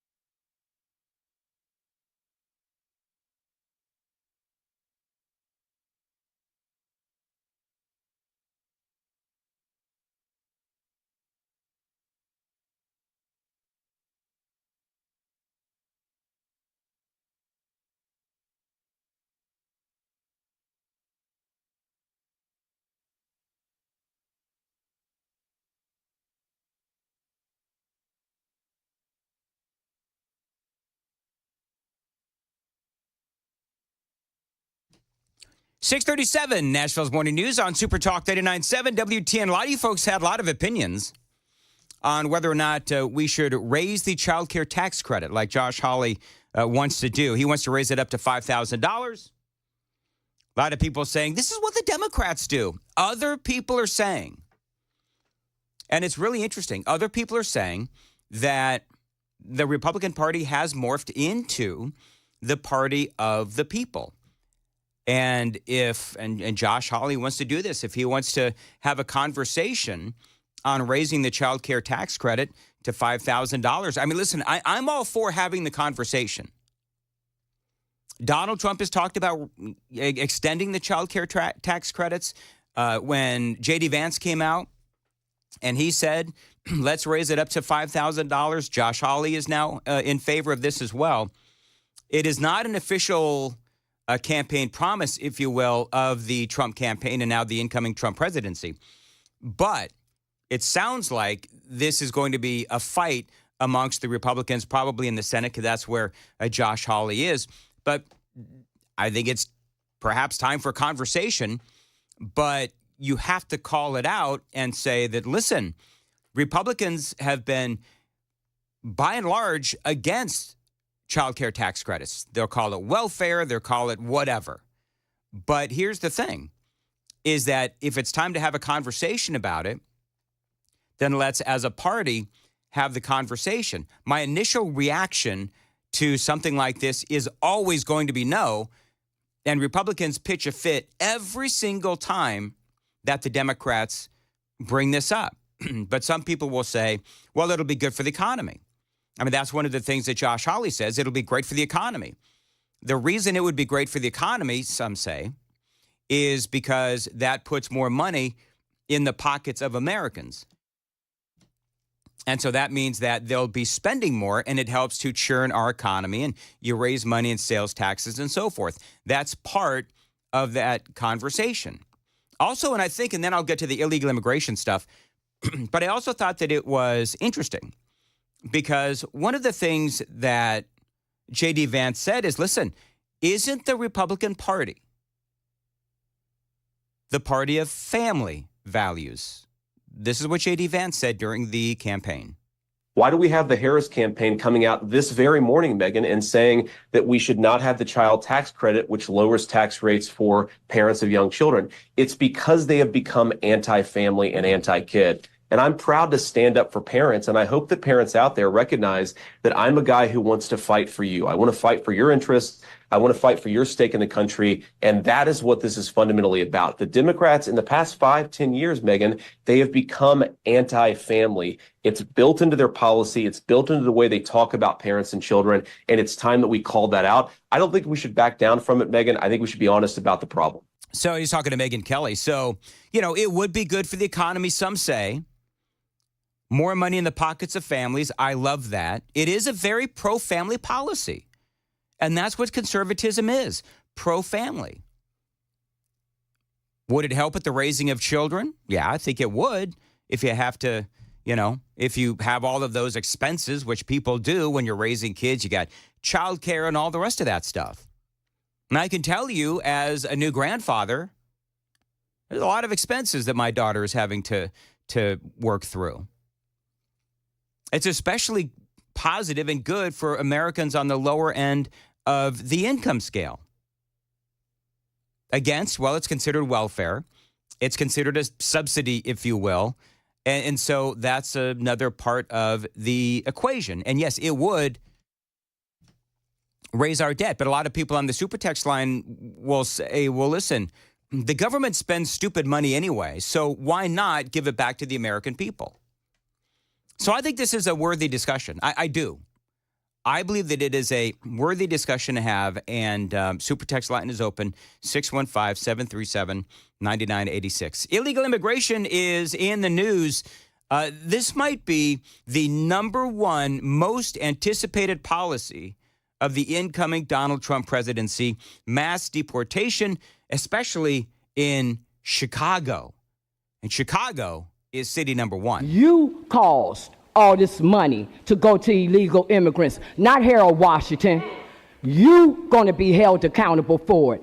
All you illegals, you ain't gonna have no Merry Christmas. You're gonna have a Merry Deportation Christmas. We need Tom Homan here in Chicago. We need Donald Trump. We need to start voting different in these cities like New York and Chicago. You got a 14% approval rating, so the people is looking like they're telling you that you're fired, man. Can you do the job, Mr. Brandon Johnson? Chicago's in trouble because your mayor sucks and your governor sucks. There you go. I mean, that is Tom Homan, of course. And all those people, that was during like a city council kind of a meeting in Chicago. This was earlier this week. Do you know that Brandon Johnson, the mayor of Chicago, threw them out of that meeting? They got up and they were ticked because of all of the resources that have been going to illegal aliens. Guy named Vishan Tansal lives in Chicago, and he was talking to Laura Ingraham about this. I think this was last night, about how bad Chicago is and why. Well, they're getting all of our resources, all the American people in Chicago. Brandon Johnson has given these illegal immigrants over, $500 million while American people struggle and starve on the street. But not only that, now he wants to protect these illegals that's here in Chicago, Illinois illegally. And I just don't believe that's the right thing to do as a mayor when you have a 14% approval rating. And then the people realize why our city is so bad. It's because they keep voting Democrat. I mean, listen, it's the same in every Democrat city, whether it is New York or Chicago or Los Angeles or Sacramento. I used to call it Sacramento when I lived in California because that's like the capital of California. I live there too. I agree. There you go. You got angry residents who have been voting Democrat for years, and they finally woken up in some of these towns. And I think that it took a variety of consequences related to Joe Biden's immigration policies and open borders. I mean, let's go down the tick list, right? The deaths of many Americans at the hands of illegals. So many towns and communities taken over by large groups of people. Highly publicized issues like the gangbangers from Venezuela, Tren de Aragua, taking over apartment buildings. Of course, we had that update yesterday, where they came in and they tortured folks and stealing their apartments. Huge numbers coming across the border. The visuals were incredible. And the massive amounts of money spent on all of this. And so Laura Ingraham is talking to this dude from Chicago who's really angry. And he's really leading the charge against Chicago Mayor Brandon Johnson. But what happened next? You've got to hear to believe, and it's all straight ahead. 6:45, time to check the roads on WTN.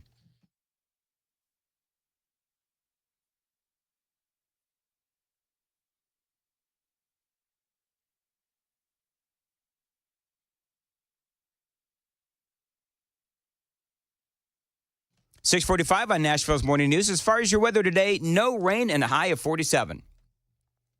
Appreciate you listening to Nashville's Morning News. So this guy who's in Chicago, and he's part of the fight against Democrats. He's part of the fight against illegal immigration. His name is Vishan Tansal. He's black. And he's on with Laura Ingraham. And he's talking about how he needs help from the Trump administration. He needs help from Tom Homan. Well, who was on earlier on Ingram's show but Tom Homan? And so she brings Tom Homan on to talk to this guy who was begging the Trump administration, the incoming Trump administration, for help. Sir, please, I don't care what Brandon Johnson tell you, please come clean up Chicago, Illinois. We need you, Tom Homan. This place sucks right now. And like you said, our city sucks because our governor sucks and our mayor sucks. You were absolutely right about that. And I mean, it couldn't get more broad than that. And I just really appreciate you coming here, just speaking to the people of Chicago, listening to us more than our own mayor. You're actually doing a better job than the mayor is when it comes to listening to us. Yeah, we were talking earlier about that montage of people that were screaming at the mayor of Chicago, Brandon Johnson. What he was trying, and they got kicked out. But he was trying to get his proposed budget passed. It took 6 weeks of debate for Johnson to secure the 26 votes necessary to pass his budget plan, with the opposition succeeding in removing a proposed $300 million property tax. And that was really controversial because the people of Chicago, they were really angry. Because the reason why Brandon Johnson wanted to raise the property taxes was to pay for all the darn illegals. The term also adopts a $40 million short-term loan that allows the city to delay paying off its debt, a major point of criticism for many of the protesters. And again, I can't say it enough. It's about the illegals. I've said it before, there's a reason why people just love hearing Tom Homan speak. It's because Americans have been so incredibly frustrated. You are so incredibly frustrated with the lack of response from Joe Biden and Alejandro Mayorkas and the Democrats on illegal immigration. Let me be clear. There is going to be a mass deportation because we just finished a mass illegal immigration crisis on the border. Don't test us. The nation wants a safe country. We've had enough crime in this country, illegal alien crime. It's time to end it and stop it. President Trump's committed to it. He's committed to securing this border. I mean, man, that is what we need is a bulldog on illegal immigration. Now, here at home, you may have seen this in the news. Our own state representative, Todd Warner, telling Fox and Friends a third of all crime in Williamson County is due to illegal aliens. Now, I have not heard that. Aside from Todd Warner, I have not heard that. I have not seen that. I don't know what proof he has that that's true. I'm not doubting it. I just don't know if it's true or not. Clearly, that's bad. But I don't know if it's that bad yet. But remember what he wants to do. I think I've had him on. Require police to send illegal aliens accused of minor crimes to sanctuary cities rather than deporting them to another country, back home perhaps. He says that it's cheaper. This is what he said. This was Fox 17, State Rep Todd Warner, Republican, filing the bill, the Tennessee Illegal Immigration Act.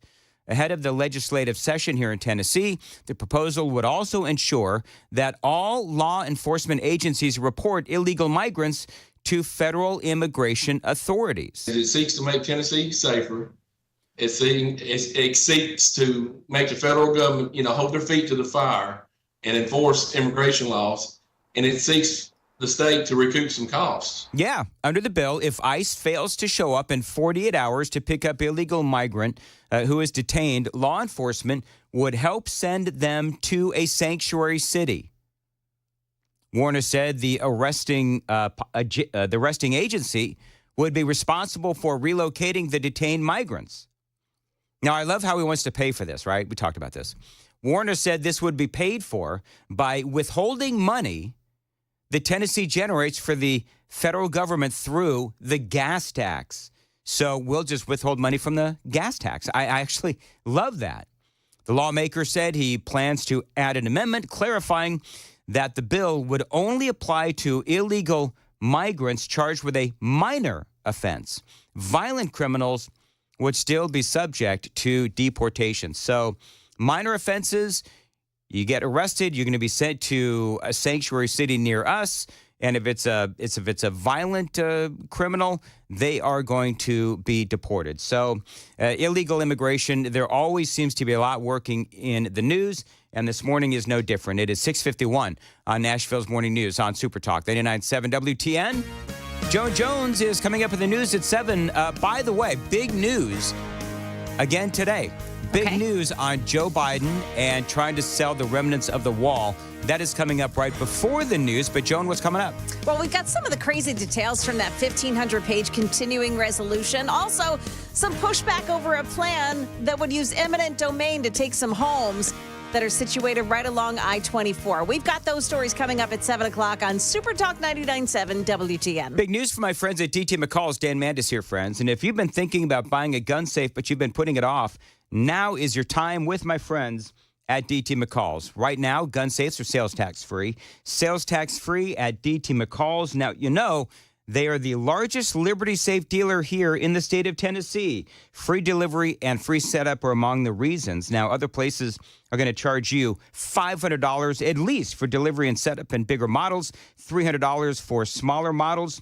But DT McCall & Sons, they deliver every safe for free every time, period, and no setup charge. So save some big bucks right now on your Liberty gun safe when you shop at your local DT McCall's. As always, tell him Dan Mandis told you to reach out, dtmccalls.com. 5 locations across Middle Tennessee, Carthage, Cookeville, Lebanon, Lafayette, and Franklin, always online, dtmccalls.com.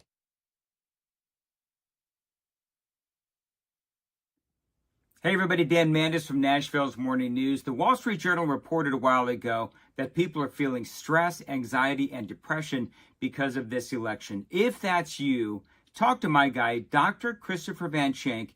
He is a psychiatrist out in Nolensville. Now, he can help you with not only depression, if you're feeling it because of politics or whatever, but he can also help you with alcoholism, drug abuse as well.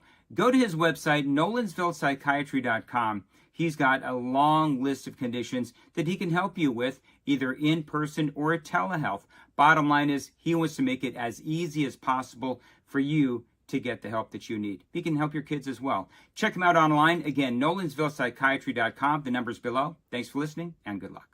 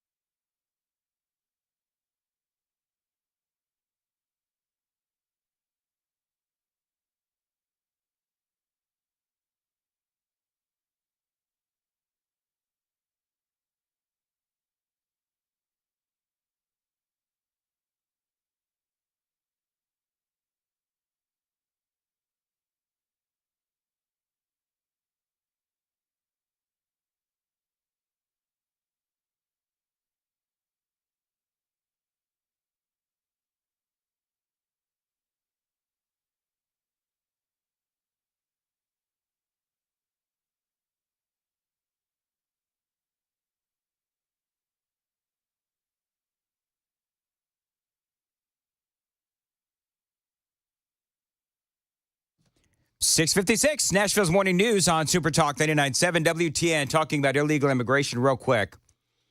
We've been talking about the border wall that the Biden administration has been accused of, and I believe that they probably are, trying to sell some of these materials for Donald Trump's border wall. Dan Patrick is the lieutenant governor for the state of Texas. He's been all over this. We have too. We've been talking about this since the story broke. He has now posted on social media a huge win for @RealDonaldTrump and the state of Texas. The border wall that Joe Biden was attempting to auction off for pennies on the dollar in secret has been stopped. That's right. He says it's been stopped. Last Thursday, he says a tip from Border Patrol exposed Biden for attempting to sell wall panels. A few days later, the administration rushed through thousands of usable wall panels not clearly seen before to an auction site in Arizona. The purpose was clearly to keep these border wall panels from President Donald Trump. That auction, he says, happened today, but thousands of good wall panels that were ready to buy were pulled from the auction. That's right. So there's a whole bunch of people that wanted to buy these wall panels and then, remember, sell it back to the federal government for a lot more money. Well, apparently they were able in Texas, and Dan Patrick, the lieutenant governor, apparently they were able to pull those wall panels off of the auction block just in time. Now, this is what Patrick said about the Biden administration trying to do this kind of stuff. They're despicable in what they're doing to the American people. And the American people obviously aren't going to tolerate it. That's why they were thrown out. But the idea, we've been trying to buy this wall from them for 4 years, and they wouldn't sell it to us. We need to do everything we can in Texas to stop them. The taxpayers paid for this. Yeah. I mean, here's the backstory, too. When Texas, he says, looked at the auction site on Friday of last week, the usable wall panels were not listed, or it was not easy to see what they were. Texas, he says, was never told in advance about the auction of the usable wall panels. Then the panels were quickly removed from the auction yesterday. Texas sent a representative to Arizona, and the auctioneers told him they pulled the wall panels from being auctioned off today at the direction of the U.S. government. They also told us that if these thousands of panels go up for auction, Texas will be notified first. Governor Abbott and I stand ready to buy them all if they do so. He finally wraps it up by saying early this week, President Trump called out Biden for trying to sell off the border wall. Earlier this week, he called it a criminal act. Remember that? I played you the audio by President Biden. President Trump was the key to ending this nefarious, secret Biden plan. So this is, another Trump win, and he's not even in office yet. Now, remember yesterday, I did talk about this. There was some reporting that we discussed that there was a mandate to sell these parts in the National Defense Authorization Act, but I think there perhaps is some sleight of hand going on, because to hear Patrick tell it, they'd been trying to sell these things, and they wouldn't sell it to the state of Texas for obvious reasons. Got a lot more straight ahead. E.J. Host is going to be joining us next right here on Super Talk 99.7 WTN.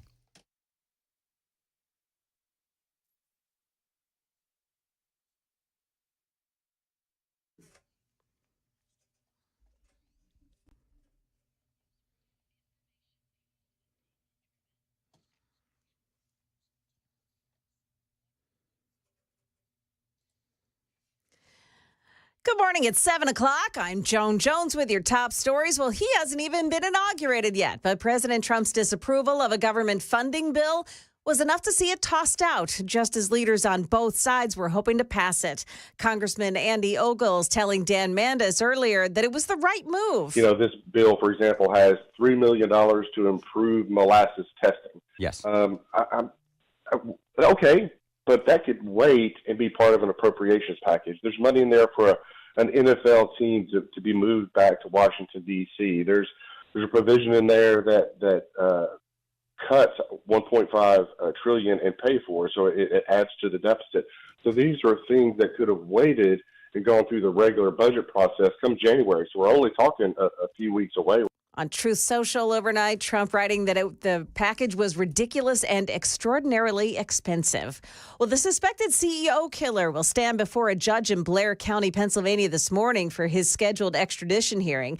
He's facing charges in Pennsylvania and New York, and now possibly federal charges, too. NYPD officers are on the ground right now, and they're ready to make their move. As soon as this morning's 8:30 hearing wraps up, that will create a clear pathway forward. Next step will be authorities transporting the 26-year-old back to New York City, where he faces a hefty 11-count indictment, which includes charges of first and second-degree murder with intent to terrorize. That's ABC's Kimberly Richardson. There may be changes coming to TDOT's plan to add toll lanes, or what they like to call choice lanes, to I-24 between Nashville and Murfreesboro. For now, that plan calls for homes along Joplin Drive to be replaced by eminent domain to get the land for new lanes. TDOT spokesperson Rebecca Hemmons. There are going to be changes and additions to our design to say, well, we like this idea, but we can do this better. You know, the private sector can bring a lot more innovation to the table than we can. And so that's part of the benefits of doing this. The public is encouraged to weigh in. The next chance to do that is early spring after the updated plans are released.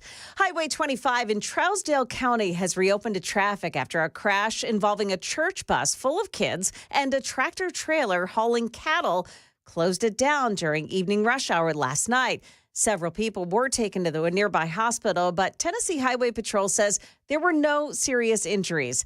The cattle were all transferred to another truck and taken away from the scene. That's the latest news. We've got traffic and weather next. I'm Joan Jones, WTN News.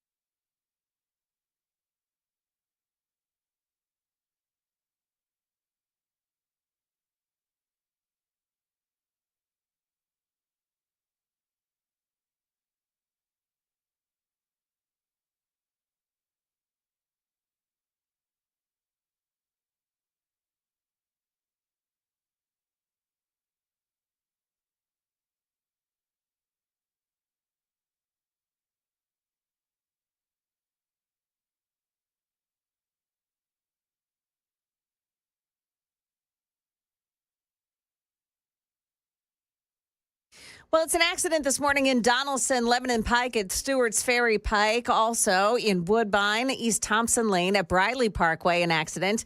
Got another one in Madison at 65 southbound at Old Hickory Boulevard. And then in Woodbine, a disabled vehicle has things a mess at I-24 eastbound lanes at exit 53. The traffic every 10 minutes every morning on Super Talk 99.7 WTN.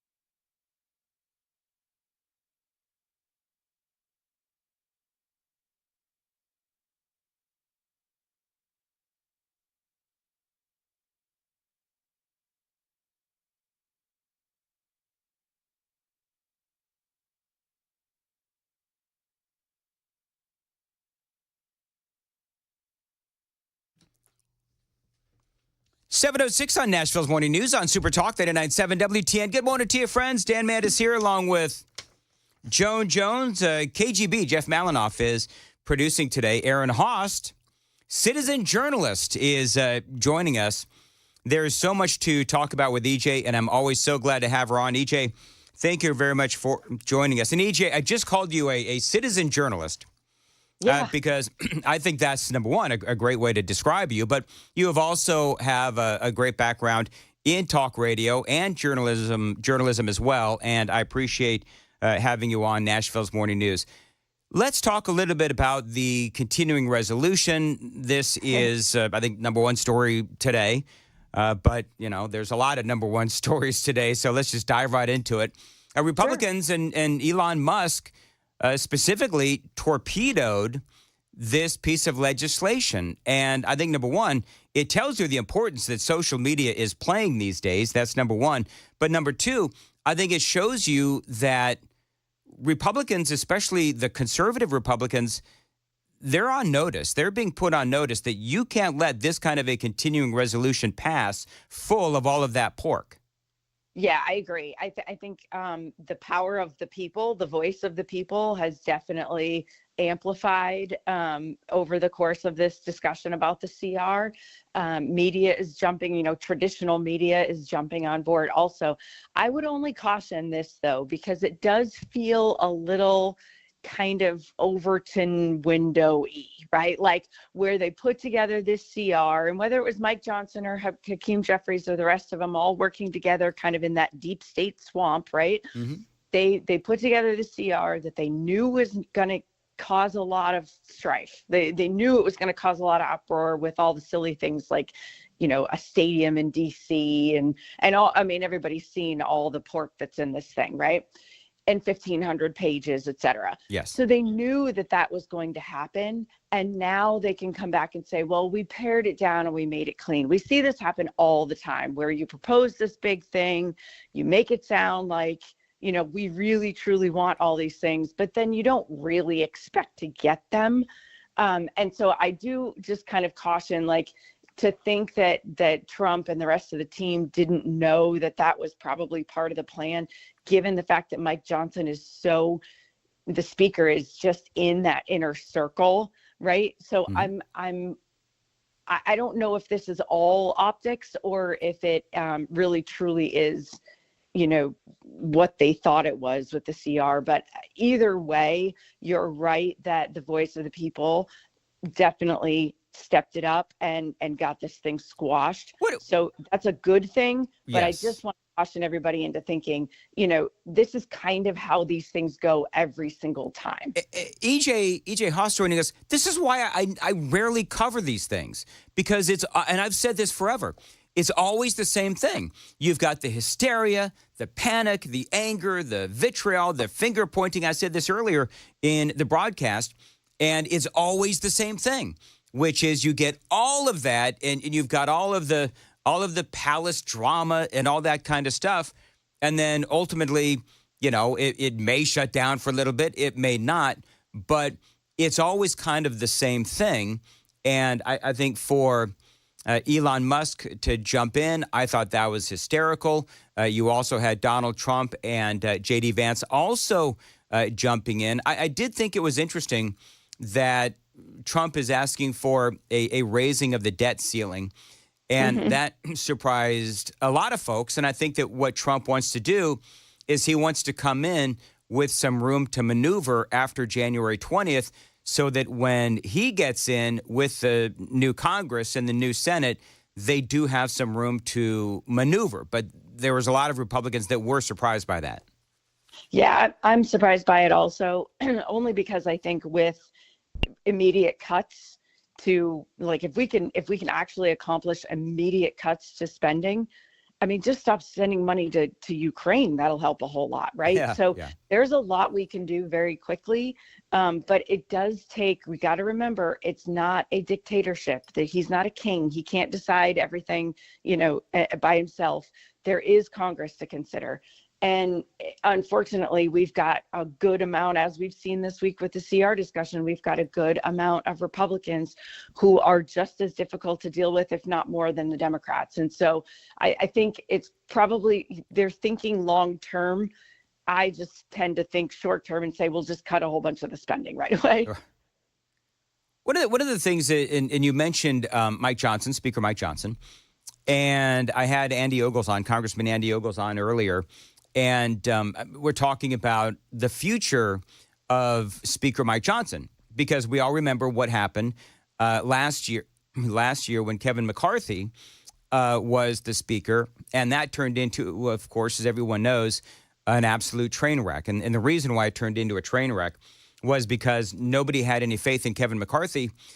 Well, there's a lot of Republicans out there right now that are saying that Mike Johnson has now put them in this position. And people are really frustrated with that because they wanted a clean bill to begin with. This is Anna Paulina Luna. The fact is that, look, this is a sandwich. I don't know how else to say that. We're being forced into this position. They could have done a standalone. They did this because they knew that it would put members in this position to support it. We're damned if we do. We're damned if we don't. Thomas Massie also said, I'm not sure if Johnson is the right guy for this job. So my worry is if we end up having a speaker revolt coming into the new session, then it's just going to distract and derail everything that Trump wants to do. What say you? I 100% agree. And I'm not a huge Mike Johnson fan, but why do we always end up with the infighting? Like, we won. Let's just take the win, right? And do good things with that win. It baffles me every time when we get somebody new, at the speakership, or we finally take over the Senate, or we finally take over the House, or whatever, and then we immediately start fighting each other. How about we just focus on doing good things, what people voted you to do, right? We voted for you to clean up the border, to clean up the crime, to clean up the budget, to get the America back to the state that we want to be in, which is, a superpower, the American superpower. Put America first, period, end of story, and then stop the infighting. And I think it's very easy, but unfortunately our DC elites try to make it much more difficult than it has to be. Well, yeah, and it's kind of a sticky wicket too, though, because the Democrats, they're just a bunch of lemmings, and they follow the speaker, or they follow their party line wherever they go. We all know how the Democrats act in the House of Representatives, by and large. Unless you're Joe Manchin. But, the thing is, here's the problem that Republicans have is that by character traits, the Republican Party and Republicans and conservatives, we are free thinkers. And we are all about debating as well. So on the one hand, you're right, EJ, it would be nice not to have a train wreck of a speaker battle. But at the same time, we have to make sure that we as a party are aligned behind the right values. And so now there's a lot of debate. Josh Hawley came out. I was stunned by this. Josh Hawley came out, and he wants to raise the child tax credit to $5,000. I saw that. And so I'm going to talk about that coming up next with EJ Host. It is 7:15. Time to check the roads on WTN.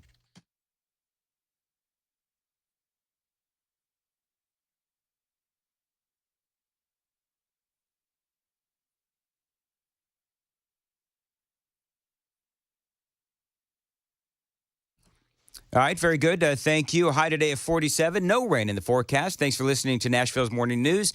EJ Host is joining us. All right, EJ. So what do you think about Republicans having this discussion? By and large, Republicans have not necessarily been fans of child tax credits. And now, all of a sudden, Hawley is calling for this, and people are saying, oh, it'll increase the debt and all of these other things. I understand that. But, J.D. Vance brings up a really interesting point when he says that the Republican Party is pro-family, and this, some would say, is a pro-family initiative. And I think there's a lot of conservatives that are stuck on this one. What say you? Yeah, so we just learned, in fact, I'm going to talk about this tomorrow. For those who don't know, I'm filling in for Chris Hand tomorrow, 9 to 12. Yeah, she is. Yep, very excited about that. I'm going to talk about this a little bit because I think it goes deeper than just a tax credit. And listen, my first reaction whenever I see something like this is, wait a minute, what does that mean exactly? But I will say this, I would rather have tax credits across the board or just decrease my taxes or take away income tax altogether, right? Like I'm one of those, stop taxing us so much anyway, all people, no matter whether you have children or not.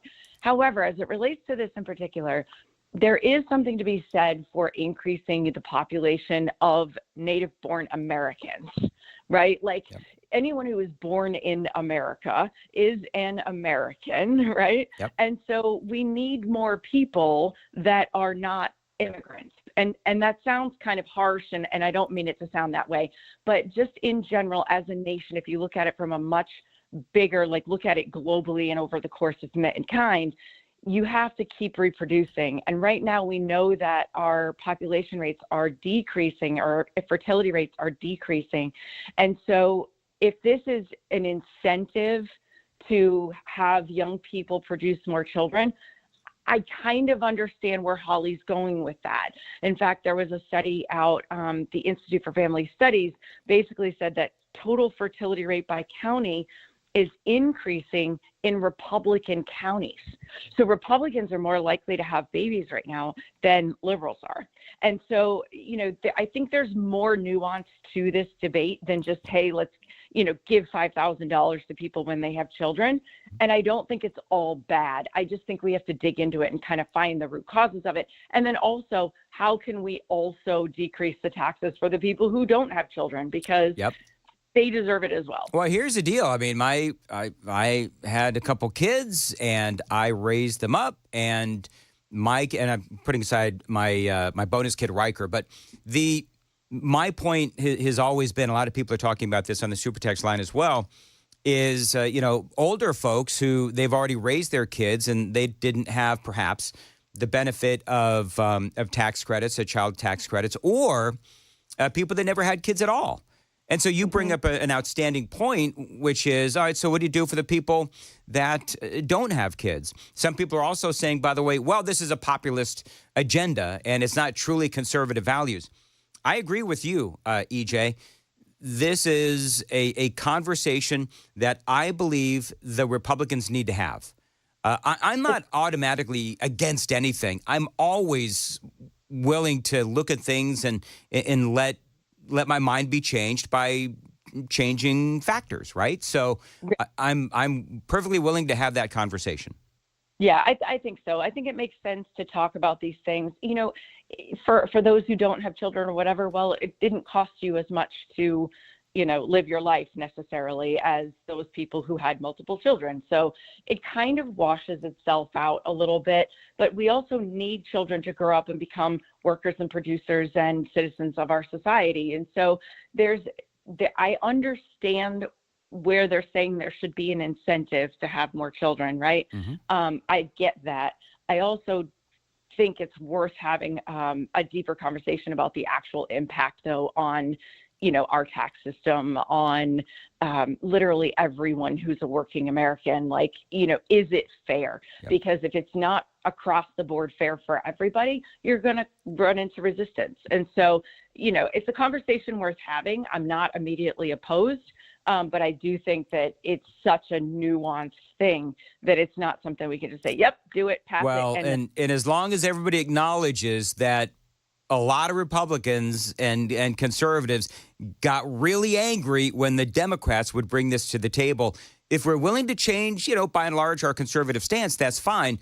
But let's just all be honest about what's going on. EJ, tomorrow, right? Tomorrow, 9 to 12. Yep. I'm so excited about this. You are filling in for Chris Hand. So child tax credit. What else you got? Oh, we're going to talk about news of the day. I've got some conservative gift ideas for those family and friends on your list if you're not sure what to get them. We've got a terrific guest in the second hour that I'm very excited about. We're going to talk about 2A. This is a guy who was in Las Vegas during the shooting. So, yeah, we've got big things planned for tomorrow. All right. Can't wait. How can people find you on the socials? Yep. Go find me on X at EJ Under the Radar. And I want everybody to know that EJ, she's having some voice issues. And EJ, like every other person on this radio station, has asked to borrow some slippery elm and some throat coat. Yeah, but did you tell her the limitations? No, I left that part out, John. Leaving it up to me. I'll let her know. She's not going to OD like I do. 15 a day, but AJ has asked for a couple to take care of the voice, and I'm glad to help because I'm a big EJ Host fan. I cannot wait to hear her tomorrow at 9. And you're a slippery elm dealer. And I'm a slippery elm dealer. That's exactly Yes. right.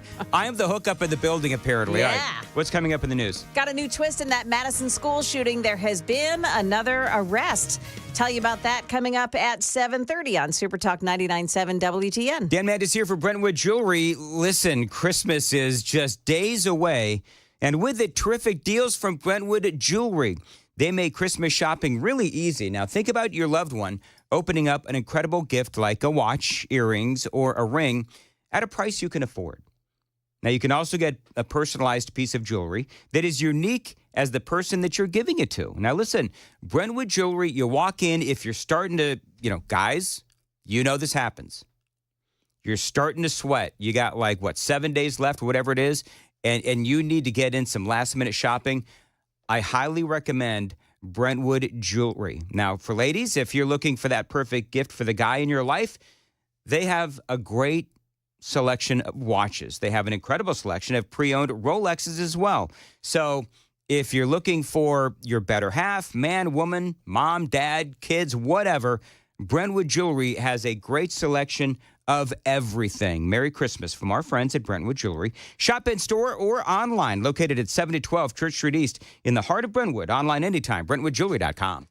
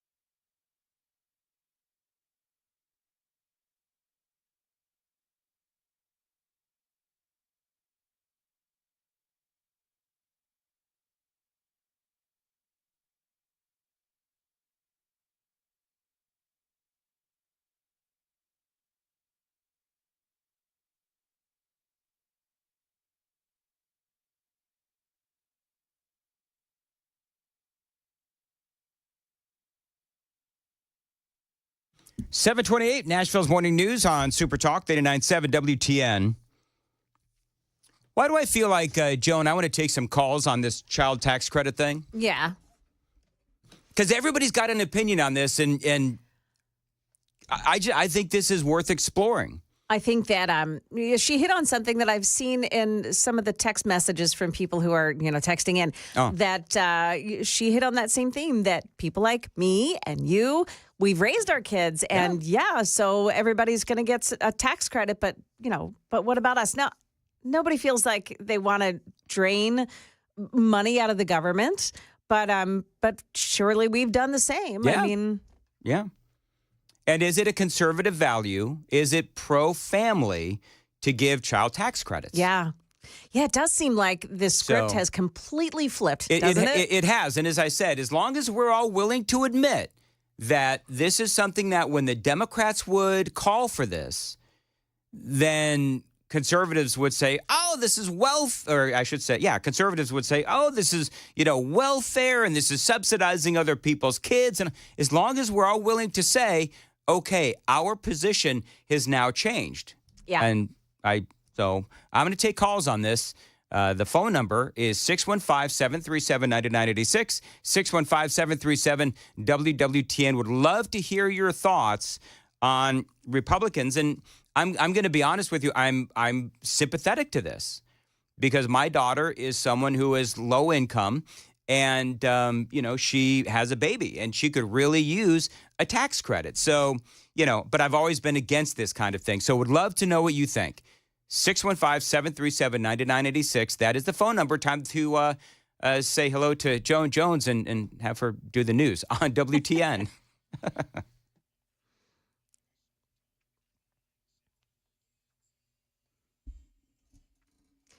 Good morning, 7:30. I'm Joan Jones with your top stories. House Speaker Mike Johnson scrapping that last-minute measure to avoid a government shutdown after facing opposition from fellow Republicans who objected to billions of dollars in spending that have been added to the bill. South Carolina Congresswoman Nancy Mace was among them. There are 500-plus pages related to health care policy, which doesn't have anything to do with keeping the government open. There's $100 billion of disaster relief in here, which is desperately needed, by the way, but should be its own standalone bill. But this is what Congress does to hold members hostage who need disaster relief for their districts, their states, after the hurricanes. Now, the revolt was felt outside the House, too. Elon Musk saying in a post on X that any lawmaker who, quote, votes for this outrageous spending bill deserves to be voted out in 2 years. Funding for the government will run out tomorrow. The Office of Management and Budget telling federal agencies start communicating with employees about shutdown procedures starting at 10 o'clock this morning. Police in California have taken a man into custody in connection with a school shooting in Madison, Wisconsin. Alexander Pfaffendorf is his name.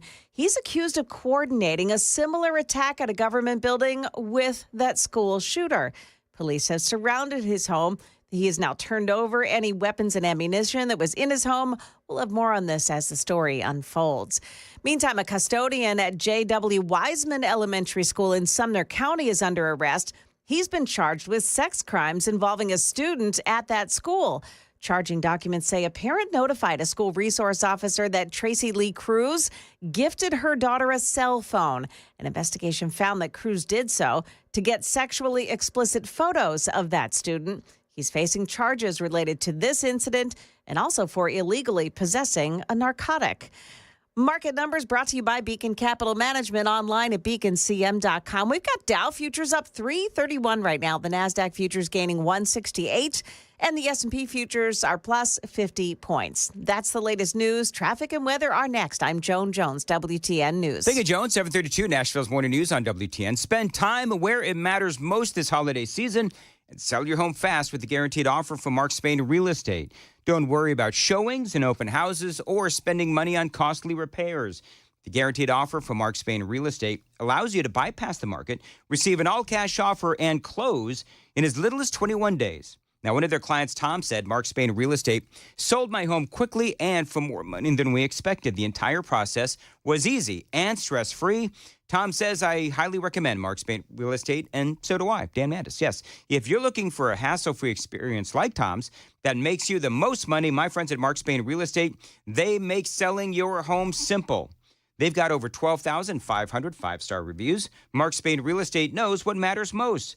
A quick sale and maximum profit. Selling your home, of course you know this, is one of the biggest financial decisions you will ever make. So, who you work with matters. Trust the most experienced real estate team in America and close with confidence with Mark Spain. 855-299-SOLD is the phone number, 855-299-SOLD. You can also find them online. It is markspain.com to get a guaranteed offer on your home today and start packing.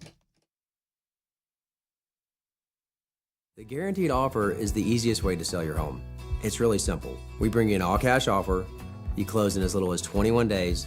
No home inspections, no lock boxes, no open houses. Go to markspain.com to get a guaranteed offer and start packing.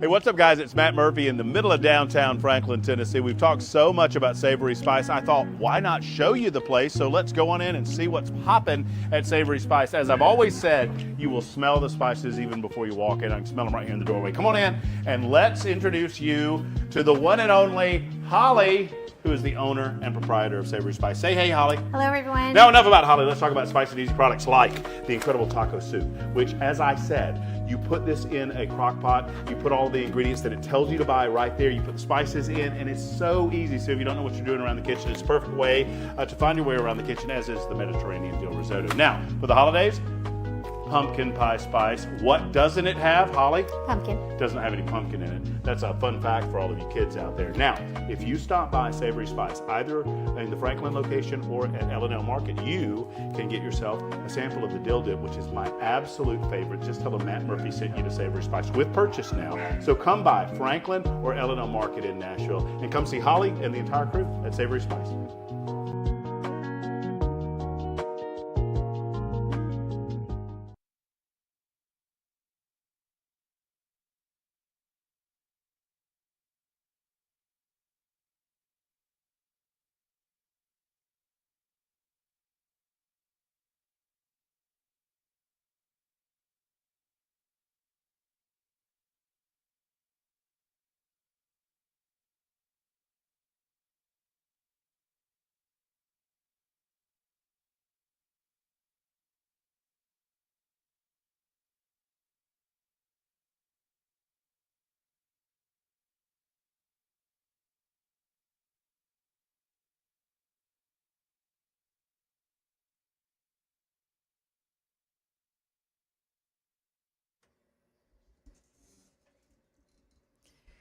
Things are slow. Lebanon Pike at Stewart's Ferry Pike for an accident, and also got an accident in Woodbine, East Thompson Lane at Bradley Parkway. Another accident, 65 in the southbound lanes at exit 92. That is in Madison. Traffic every 10 minutes every morning on Super Talk 99.7 WTN.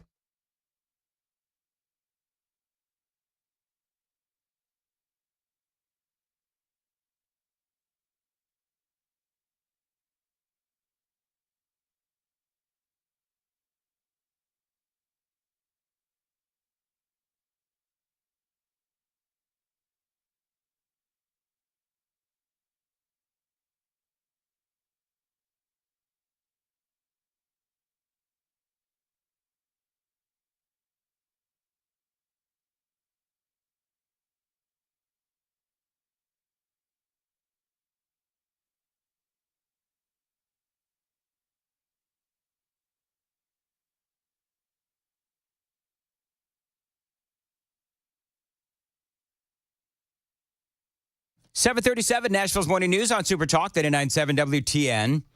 Should Republicans raise the child care credit? The child tax credit. Now, Josh Hawley wants to do this. He wants to raise it up to a maximum of $5,000 from $2,000 per child, according to Axios. They broke the story.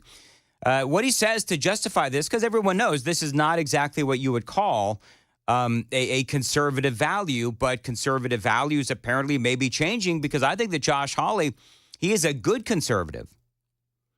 He says President Trump won with the support of working people with kids. He says next year's tax bill should provide them with a big tax cut. Now, I get what he's saying. I mean, let's face it, Donald Trump is now more working class than, any Republican than I can think of in a long time. They say the plan could add trillions to the national debt, which has ballooned to a new high of around $36 trillion following the pandemic rescue measures. He's always said, Josh Hawley has always said the right thing. And as a matter of fact, he was on Hannity last night talking about this continuing resolution. It's all the woke garbage. It's the censorship boards. They're getting funded in this. There's hundreds of millions of dollars for a recycling access center in this bill. I mean, it is a total offense. There's also the pay raise for members of Congress. He's always said the right things. Carve out for members of Congress. Here's the thing that really gets me. Republicans negotiated this. The Speaker of the House negotiated this bill. Calling out the Republicans for being a bunch of big spenders. Gets the message here, the message of this election, which is that people want change. They don't want this garbage. Well, here's my question. Are we ready to change the Republican Party and include child tax credits as part of our platform? Back in August of this year, Republicans in the Senate voted against a Democrat measure to increase the child tax credit. One guy who did support that was Josh Hawley. I'm going to replay this audio one more time from J.D. Vance because I'm here to tell you, I don't know one Republican or conservative that dislikes J.D. Vance. I'm just telling you, and I know a lot of y'all. But this is what he said about raising the child tax credit. Why do we have the Harris campaign coming out this very morning, Megan, and saying that we should not have the child tax credit, which lowers tax rates for parents of young children? It's because they have become anti-family and anti-kid. And I'm proud to stand up for parents, and I hope that parents out there recognize that I'm a guy who wants to fight for you. I want to fight for your interests. I want to fight for your stake in the country, and that is what this is fundamentally about. The Democrats in the past 5-10 years, Megan, they have become anti-family. It's built into their policy. It's built into the way they talk about parents and children, and it's time that we call that out. I don't think we should back down from it, Megan. I think we should be honest about the problem. Let's all be honest. The Republican Party has changed a lot, and there is a good debate to have within the party. Two of our most conservative, Josh Hawley and J.D. Vance, has said that they want to increase that the child tax credit up to $5,000. What do you think? 615-737-9986. Anthony is calling line 1 on WTN. Anthony, go ahead. Can you hear me? I went through a car wash, and I don't know if I can be heard yet. I got you. Just keep your windows rolled up. Don't do like I did one time and have your back window rolled down. Go ahead. I'm against it. However, if they can make this a permanent thing forever, it'll not only solve several problems in one go. You will solve the child birth rate problem that you have because everybody will be incentivized to have more kids, and you will also make this a thing where it's not a fight of if it's going to be fair or not for the future of people who don't have kids. Well, at least now you'll know if you have kids, you get a benefit out of it. If you don't have kids, this is your choice. So you can fix that whole thing of if it's fair or not by making it completely permanent. If they can't do that, then there's no reason to try it. So. You know what's interesting, Anthony? I appreciate the call. People are saying that it will inspire people to have more kids. I'm here to tell you that $5,000 is a drop in the bucket when it comes to kids. If $5,000 tax credit is going to inspire you to have kids, no, because it costs thousands of dollars to have kids over the long term. I'm just telling you it does. So, $5,000, if you get a tax credit of $5,000, that's great, but you should be inspired to have kids because you want to bring them into our world and you want to raise them up lovingly and have that whole experience. I'm also worried, by the way, some people say that people could abuse this by just having a whole bunch of kids so that they can get other government benefits too. I do recognize that as well. This is Terry calling from, not sure, but go ahead, Terry, go ahead. Yes, sir. I am against it. It's not anti-family. It's anti-responsibility. And when you say it costs thousands to have a child, it doesn't cost that parent thousands. It costs the taxpayers thousands. If you sit down with a pencil and paper and you figure per child, that's $425 a month. For 4 kids, which I had, and raised on my own with my wife without government assistance, that's $1,800 a month. Then you've got to include in the free daycare and the free meals and the free school lunch and the free housing and the free insurance. When you start writing all that down, I have two. Nope. You know what? Terry, we didn't cut you off. Something happened. You just went away. But I get your point. There's all kinds of free lunches for kids as well. You got free breakfast, free lunch. Terry does have a point there, but I want to stick to the child tax credits for now. Paula is driving, and you're in the car, and you've got an opinion on this. Go ahead, Paula. I do, because my daughter, who was raised conservative, is now liberal, and she accuses us of being pro-baby but not pro-child. You know, we want the babies to be born, but then, you know, screw the mom and the child afterwards. You know, Yeah. You're just going to leave them in the lurch. So I'm kind of leaning towards that's a good idea. And if we'd quit sending so much money to countries that hate us, we could actually afford to support our young people with children here. And Paula, I get that I'm sorry. That's all right. Here's what I would say to you. I got a lot of people that want to talk about this, but here's what I would say is you bring up great points, especially when it comes to all of the money that we waste and all the money that we send to Ukraine, spend on illegal aliens. That is not lost on anyone. Trust me when I say. I would much rather give child tax credits to parents than spend all this money on illegal aliens in Ukraine and all the rest of that nonsense. On that, we can all agree. Becky's on WTN. Becky, go ahead. Hey, Becky, go ahead. Hello? Yes, go ahead, Becky. Oh, sorry, it's Betty. That's why I wasn't sure if you were talking to me or not. That's all right, go ahead. Okay, so as a single mom who raised my kids with virtually no support, I do support this because young families are really struggling right now. Both of my daughters are married and have kids with Biden economy. Trump is going to make the cost of import goods go up to try and get China and some of these other countries in line, okay? Yeah. He understands people's bottom line as well as a business bottom line. This tax credit will help the struggling families right away so that they can overcome all the world they've been in with the Biden economy, and they will still be able to deal with the slight increase we're going to all have of import costs. You know the thing, and Becky, you know what? You bring up a great point, but here's would be my question back to you, and it would be anybody. It's not just you. I'm not arguing, but all I would say is, when you're an adult and you're thinking about having kids, are you able to support them or are you not? And if you're going to be responsible, then you don't have kids if you are unable to support them. Now, the unfair part of that comment, I'm calling myself out, is that most people, when they have kids, they almost never think that they're ready. I know that I was terrified.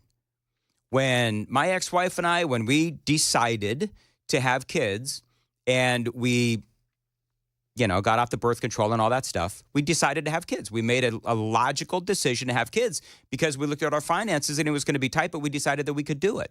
So folks shouldn't be having kids that they can't afford. That being said, who knew that the economy was going to be such an incredible train wreck under Joe Biden? And this is something that really would help parents. And I think there is something to be said, as J.D. Vance says, there is something to be said for the Republican Party really, truly embracing being the family values party. As long as we acknowledge that for years, we've been calling out the Democrats for wanting to do the same exact thing. More of your calls coming up next. It is 7:46. Time to check the roads on WTN.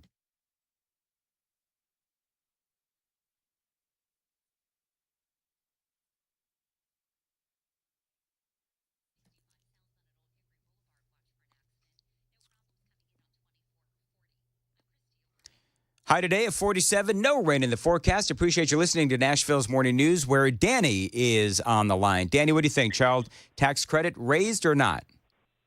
Hey, good morning. Well, I think that as anything, it should be done if this is something we decide we want to pay for.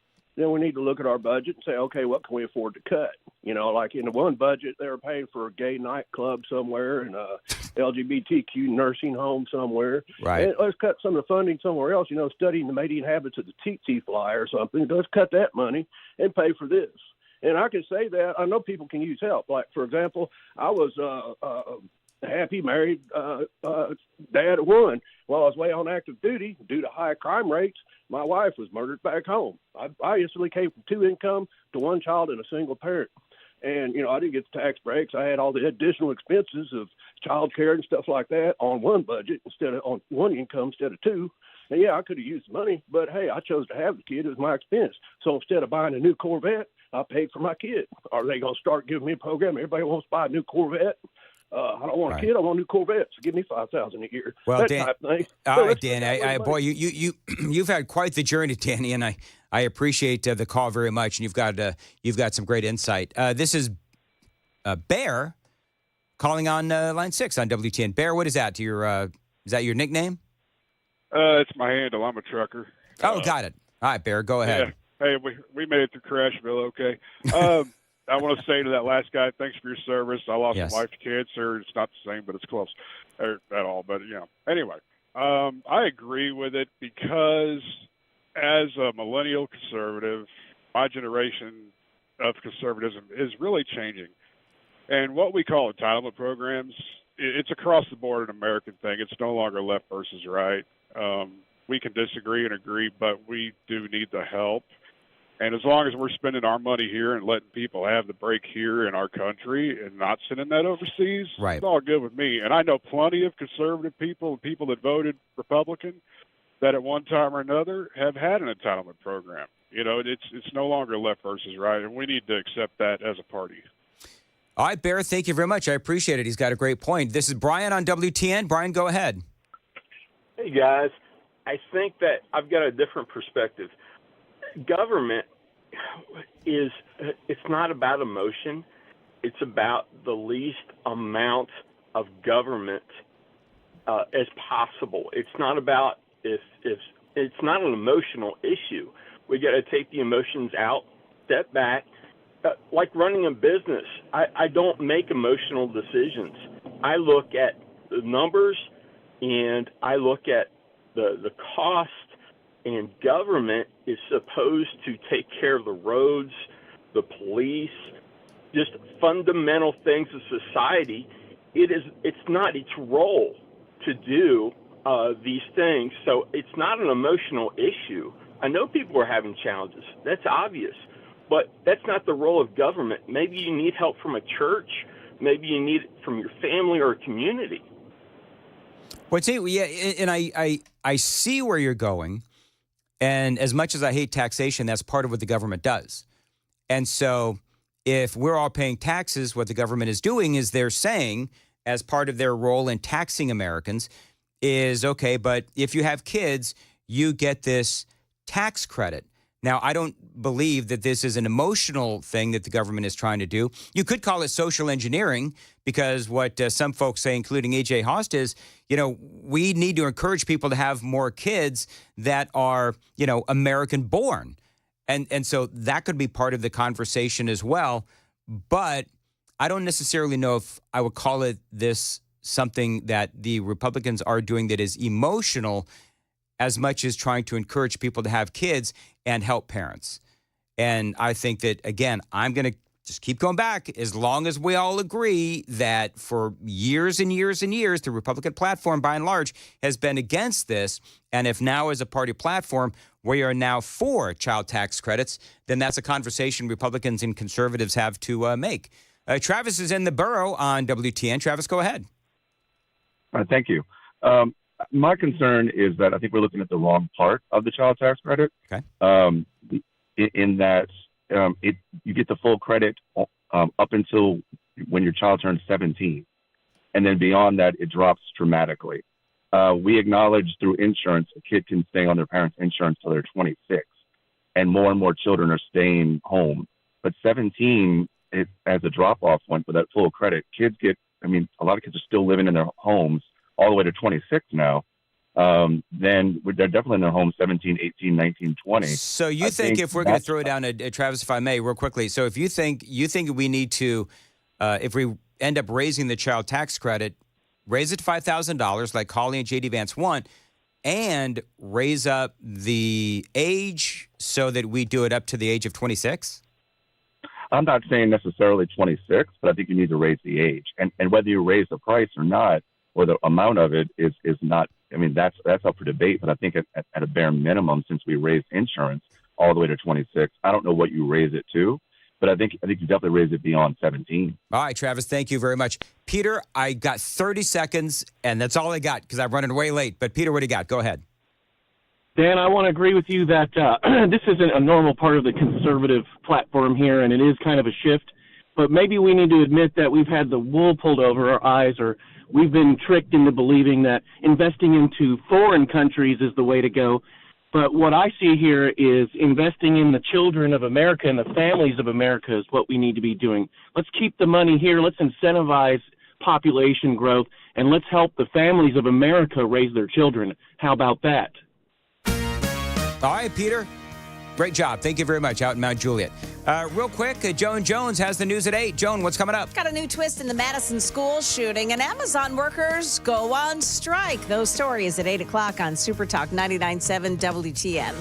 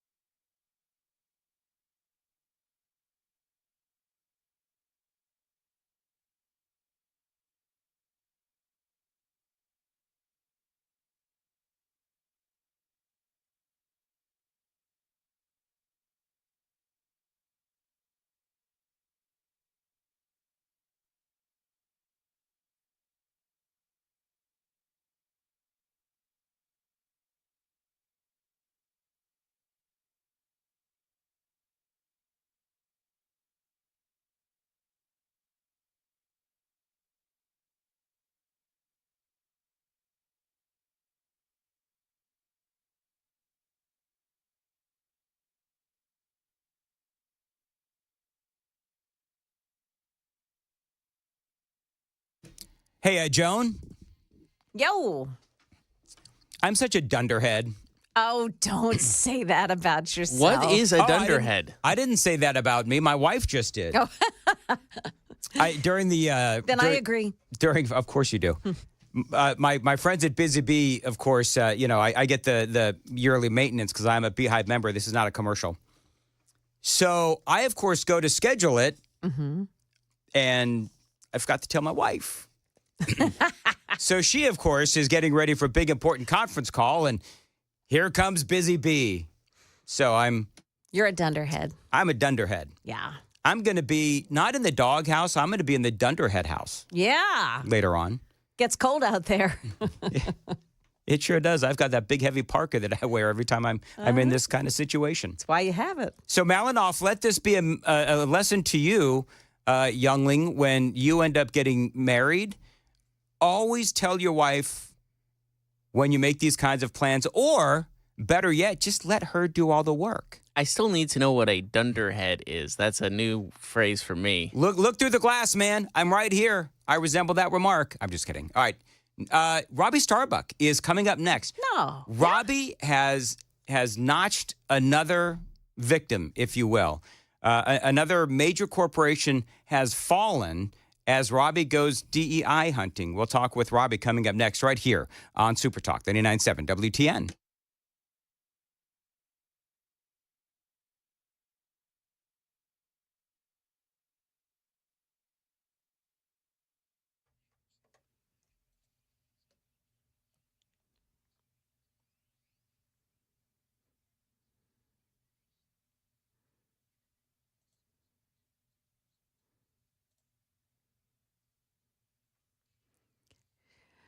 Good morning, 8 o'clock now. I'm Joan Jones with your top stories. We've got mostly cloudy skies. It's 39 degrees right now. The full forecast and traffic still to come.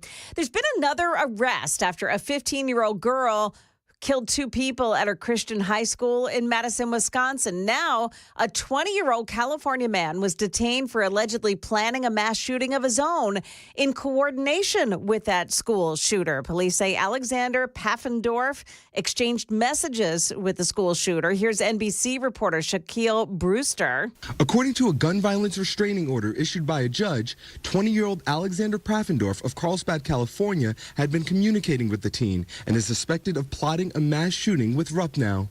The document says he admitted to the FBI agents that he told Ruppnow he would arm himself with explosives and a gun and target a government building. Now, the civil order doesn't say which building he had planned to strike. Police raided Pfaffendorf's home. They're hoping that the communications between the two of them will help determine a motive for the school shooting.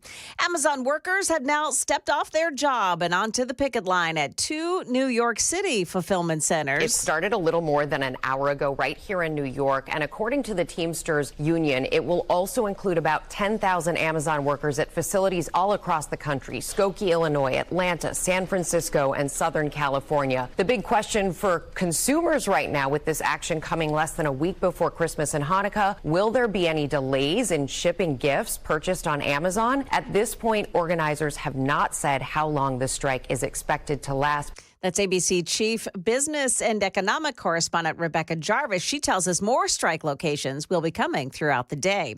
A former Nashville church child care director has been charged with embezzlement. Stephanie Peugeot had been under investigation for a year after employees at the Southminster Presbyterian Church saw their paychecks bounce in late 2023.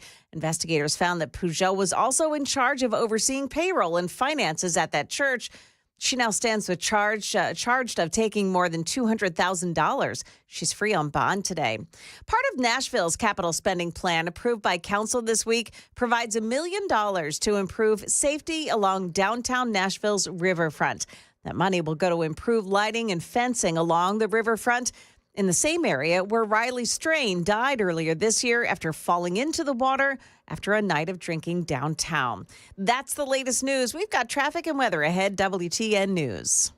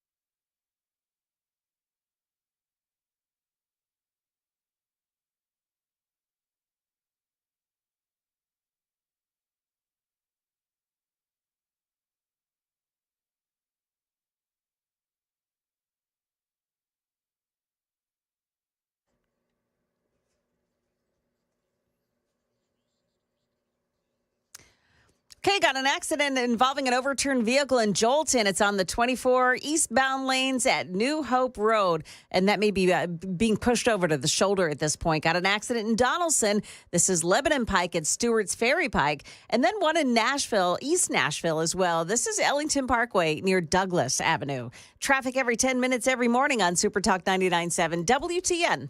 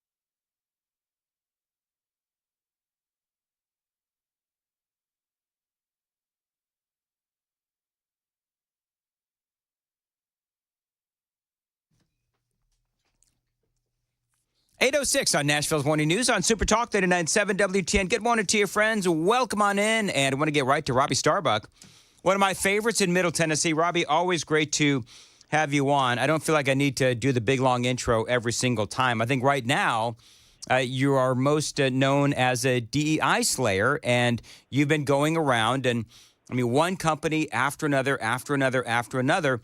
We all know the woke policies of a lot of these, you know, massively big companies like Walmart and so forth. And you go in there and you find out what their DEI policies are, and you work hard for change, because everyone who knows anything about DEI policies knows that, number one, they're BS, and number two, they are incredibly unfair to the employees. And Robbie, you've got another one, Nissan.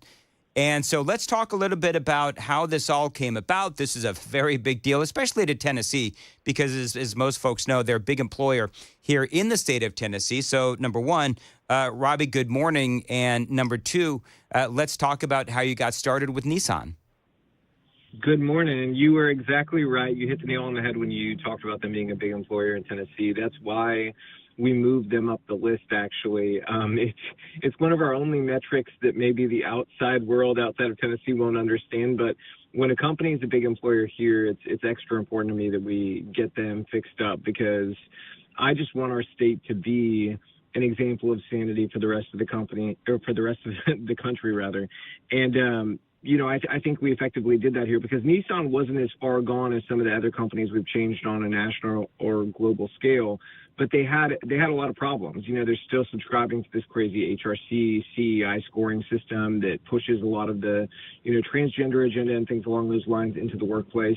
And that's all gone now, you know, so we feel really happy about it. In fact, I woke up this morning to a text from a Nissan employee who said, this is the greatest day that I've had in so long. I can't even tell you. Thank you, thank you, thank you, thank you, thank you. So that's why we do it, because we've delivered now for millions and millions of workers across the United States just the ability to feel like they're not having values that are deeply opposed to their own values forced on them at work. Well, one of the things, Robbie, and one of the things that you were able to change, Nissan was engaged in supplier diversity and hiring. The change is now no quotas for hiring, no quotas for promotions, no quotas regarding diverse suppliers. Focus is now on merit and performance. I would think at this point, companies like Nissan and others would understand that the best person for the job is the best person for the job. So this really is to their benefit to have people based on merit and performance, as opposed to all of this other diversity stuff. Oh, yeah. I mean, we're helping these companies in the long run. I mean, honestly, I think in many ways we're helping them stave off the legal problems that there will be from this DEI agenda. You know, I think there's a lot of legal liability involved in a lot of the DEI policies. So in many ways, I think we're helping them, even if they don't feel like it at the moment when we come to them, because you know, these policies are totally broken. And you know, I think for minorities too, There's this sort of mood that has happened because of DEI where everybody's sort of feeling like, do people see me as a DEI hire? And so nobody should feel like that. If you're competent, go to your job, you're there because of merit. You don't want to feel like that. And so when a company focuses on merit, what it does is that it lifts that away and it says everybody's going to be judged by the fruits of their labor and how they do at work. And so if that's the actual environment, that's what it becomes, nobody has to ever think that, nobody ever has to wonder, do people see me that way? And so it's just bringing fairness back for everybody. And I think that's a good thing everybody should want to celebrate. One of the things that I find interesting is, and you've been right on the forefront of all of this, is there is a mood change in America. And I can feel it. I can feel it. I can see it. I can hear it. I can watch it on the television. And I think the mood change is that, of course, with Donald Trump coming into office, it just feels like we're returning to sanity. And so are you finding, because you've been doing this a long time, it's been a couple of years now, hasn't it? Yeah, I mean, on some level, in many different ways, we really focused hard on the corporate front about 6 months ago. But in general, we've gone after a lot of these issues in many different facets for a long time. But you're exactly right about just that mood of normalcy. One anecdotal thing I can offer is that, I've heard from executives, because we talk to the executives as we go through these policies and stuff. And lately, I'd say over the last 3 months or 4 months, these executives have been saying, there's a sea change happening where, our employees are finally coming to us upset and pushing back against this stuff. In the past, they didn't do that, even if they didn't like the policies. And so there was this culture of silence previously, I think because people were worried they'd be fired, right? But now you're getting so many people just openly talking about it that it's become much more acceptable to, state your grievances about the unfairness of DEI policy. So, and this goes across so many different parts of America. I mean, we're talking about this is in education, this is in our kids' schools, this is in our workplaces, it's in the entertainment on our TVs. And so there's so many fronts where we have to fight it, but I do think that normal people are making their voices heard. And in many cases, that's what their wallet, and that's the other thing that these companies ultimately fear. It's why they're changing when we come to them, because they see that when we boycott a company because they're not listening to us, those companies have lost literally billions of dollars in their value, in their market cap. So they understand there's a sea change happening. Robbie, when you do this, do you find that this diversity thing that's going on within some of these companies, can you unpeel that back all the way just like one person who is mandating these, and a lot of the managers and the board of directors or whoever it might be, but does it all come down to like one person's decision to institute DEI, or is it like embedded throughout the entire company? Because it just, as I'm just thinking about all this, it just seems to me like if you've got one person that is in charge of a company and he or she wants to institute these, what I would say is very abusive DEI policies, it comes from one person as opposed to a lot of different people demanding these things. But maybe it depends on the company. Well, with public companies, it's a little different. So the CEO obviously is a decision maker, right? But they need board buy-in on any decision that's super controversial, because the board ultimately, they control a lot of other things, and the CEO wants the board happy, and the board has fiduciary duty to the shareholders. That's a legal, sort of a duty. So they have to have buy-in, so it's more than one person who decides whether this happens or gets pulled away. However, what we have found is the people largely responsible for, injecting the far left poison into the workplace is usually one person or somewhere between one and four people, where they're true far left activists, and they're using the license they've been given with these programs to just go nuts. Really interesting. I have a question for you too, Robbie. A bunch of people this is Joan, by the way, I'm sorry. A lot of people are texting in and asking about their own companies and saying, hey, would you mind going after this company, What's your plan? Do you have any particular companies that you're targeting next? Yeah, we have a list of companies, and we have different metrics we go through, and we're talking to a couple companies right now about their policy sets. So there'll be more in the new year, but we're trying to scale up in the new year to target more companies more efficiently, because we go one by one, which is the most inefficient part of this. But I think with the scale up that we're doing, we'll be able to move rather quickly.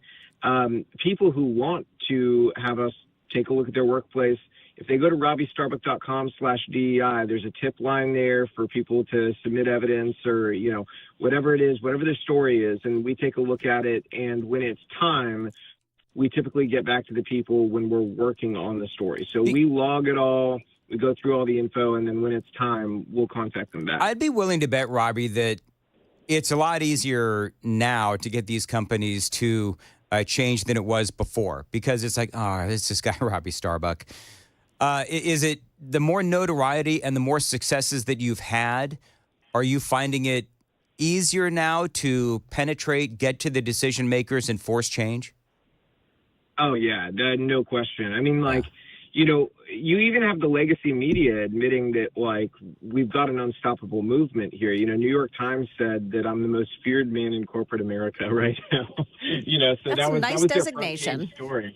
Yeah, that was their front page story. And, Bloomberg has done, sort of the same thing. And a lot of these financial, big corporate world papers, same deal. And so now when we go to a company, it's like, okay, what do we need to change? And so it's an interesting dynamic shift. And for us, it's like we're just trying to get to the most positive place for the country. And I think that's one where we have to be rational and I can't make the mistake of forcing, companies to adopt anything that would be controversial in the other direction too, because at the end of the day, if we truly want neutrality from companies, then that's what we've got to be eagle-eyed after. And so we focused on that, and it's been very successful. Robbie, got one more question for you. Got to check the roads, though, real quick on WTN.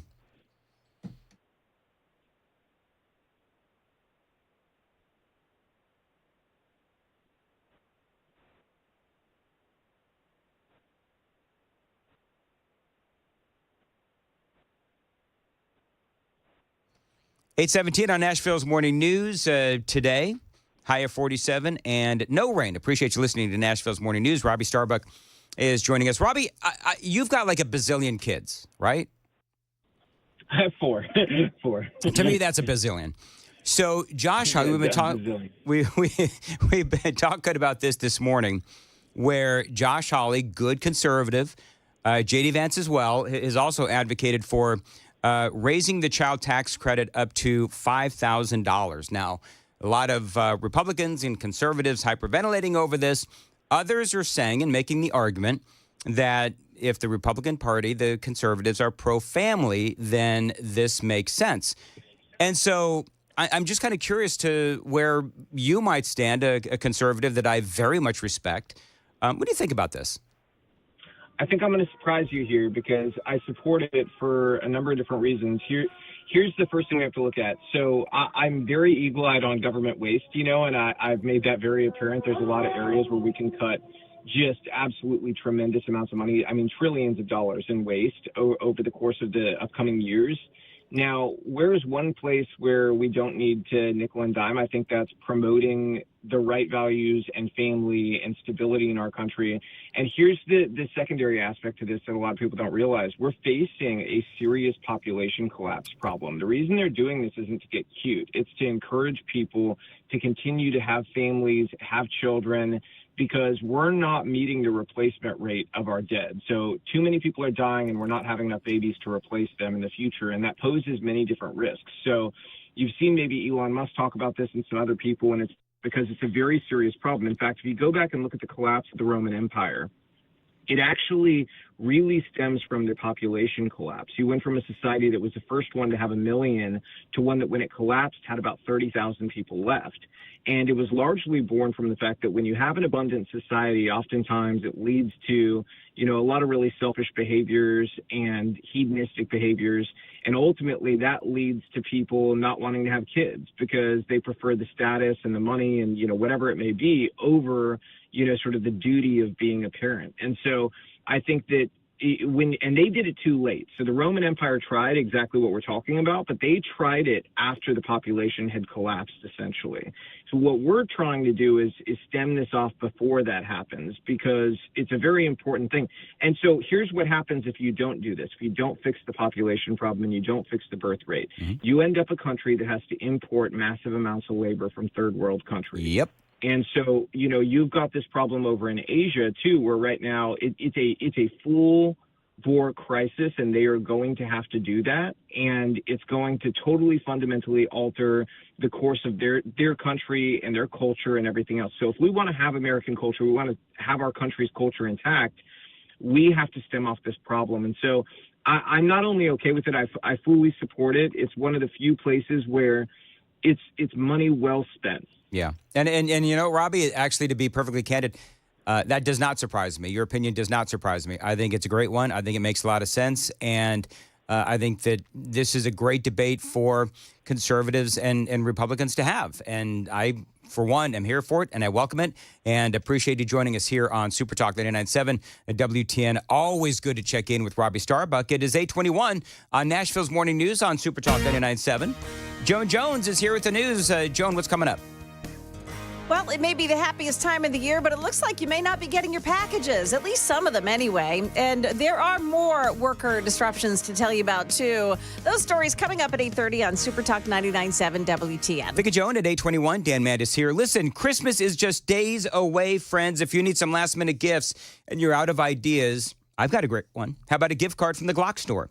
Now, if you've got a Glock fan in your life, maybe a 2A supporter in your life, this is the perfect gift. No guessing, no drama, no worry. There's something for everyone involved in 2A at the Glock store. And you can't go wrong at the Glock store. You walk in, and everywhere you see, there's guns and accessories and people that can help you.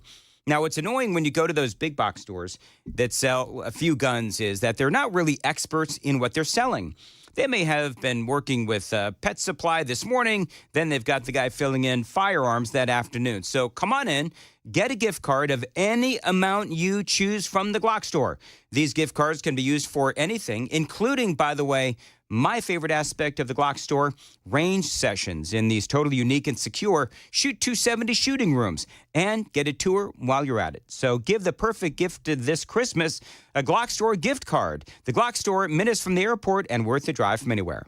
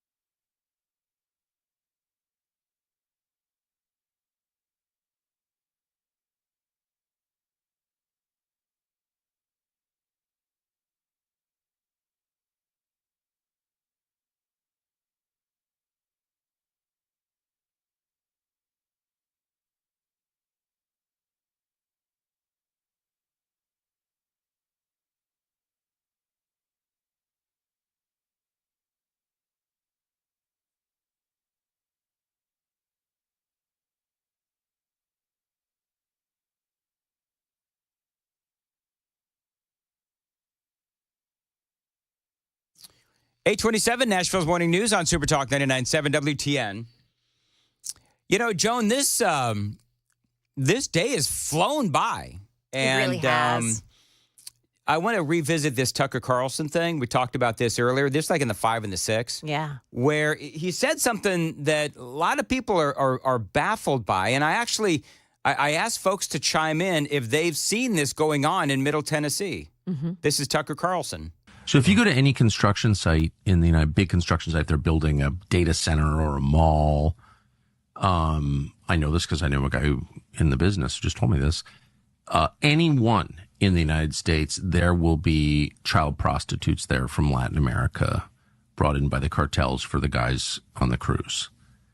And I said, does everyone know this? He said, everyone knows it. I mean, it's just a fact. Every big construction site in the United States. Does anyone ever do anything about it? No, no one ever does anything about it. What? Wait till January 21st. I don't understand that, though.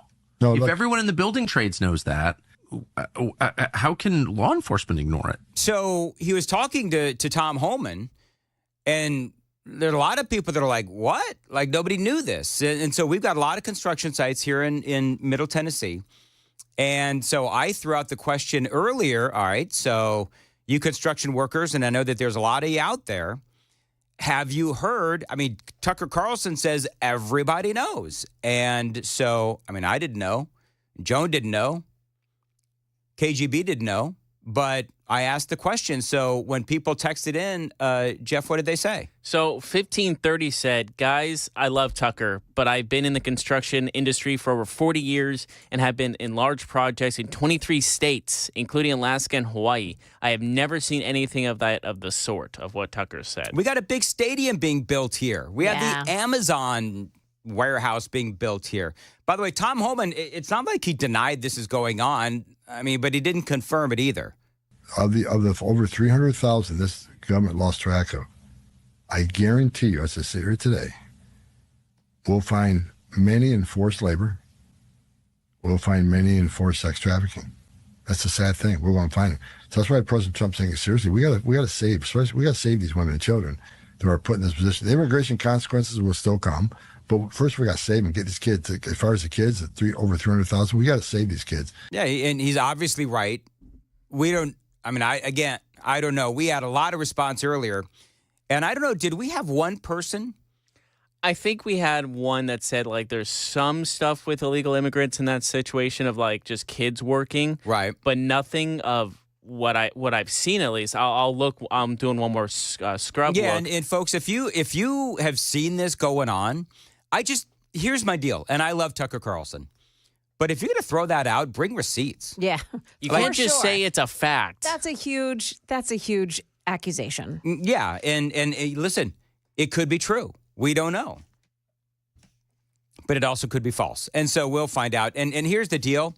Whether there is child sex trafficking happening and child prostitution outside of construction sites, or if it's just happening across America, we know that there are people being sex trafficked. Little boys, little girls from Mexico, from Honduras, from El Salvador. So there's a lot going on, but that specific comment made a lot of headlines. It is 8:30 on Nashville's Morning News on Super Talk 99.7 WTN.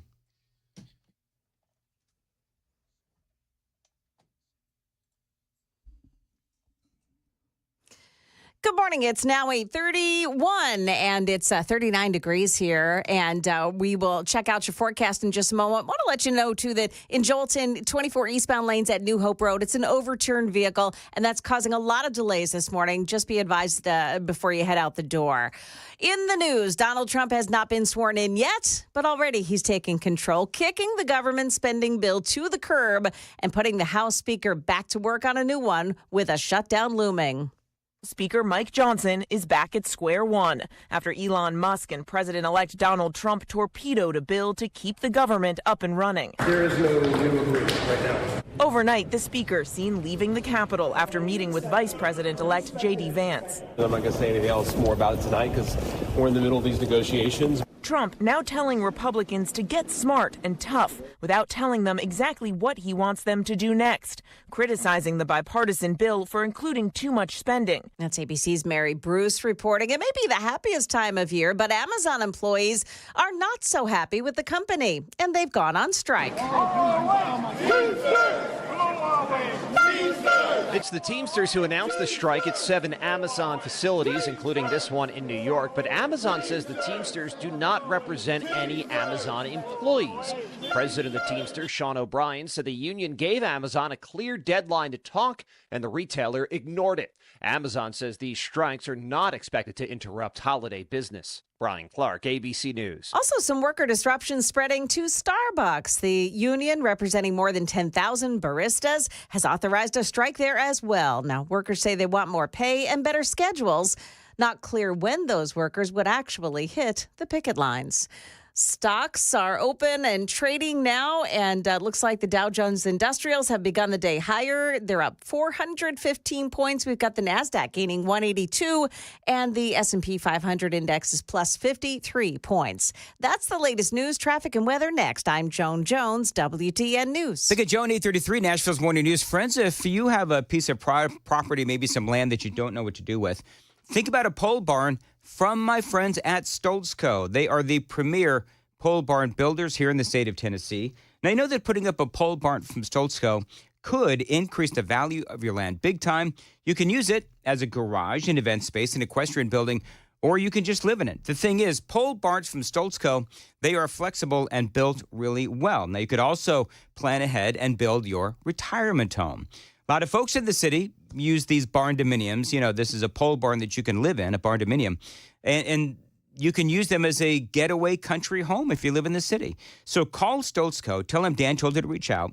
615-622-5992. 615-622-5992 for Stoltz Co. You can also find them on Instagram and Facebook as well, or at their website, stoltzco.com, STOLTZCO, stoltzco.com.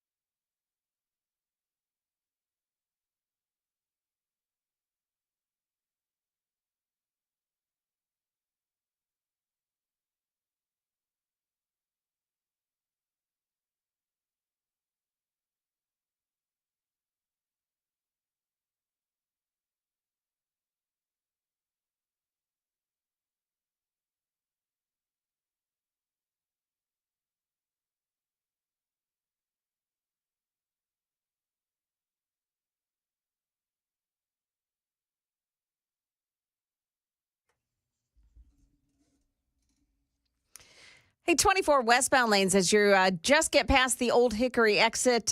You've got an accident, and it's causing big delays there in that area. And then also this morning, as you get a little further north of that or further west of that, you're touching the brakes all the way into Nashville this morning. Looks like 65 is doing okay. No big problems to speak of on 40. Traffic every 10 minutes every morning on Super Talk 99.7 WTN.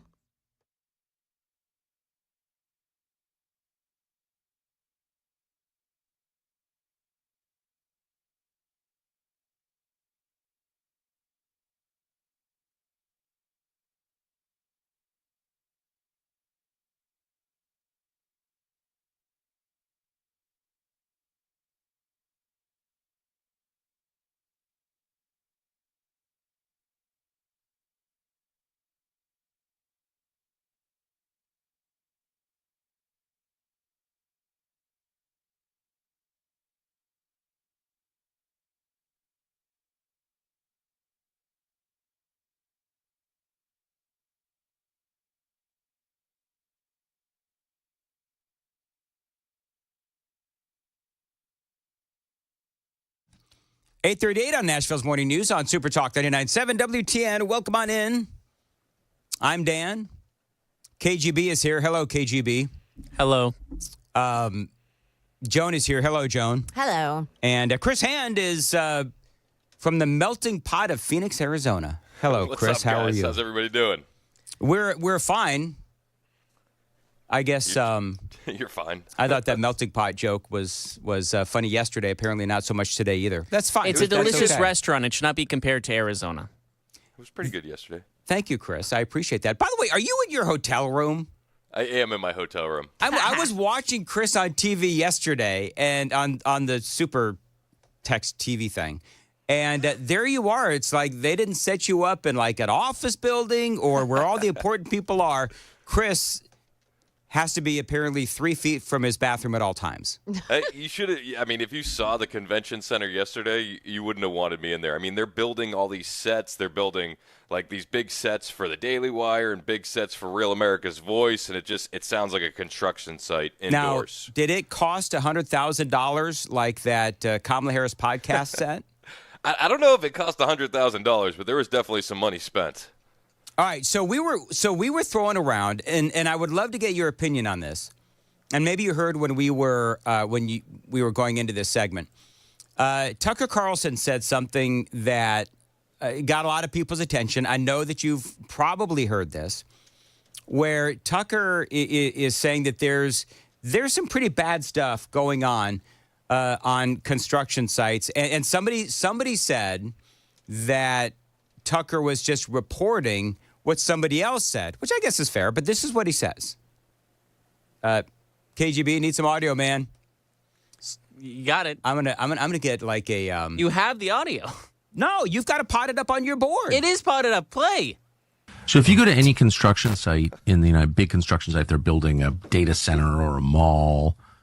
I know this because I know a guy who in the business just told me this.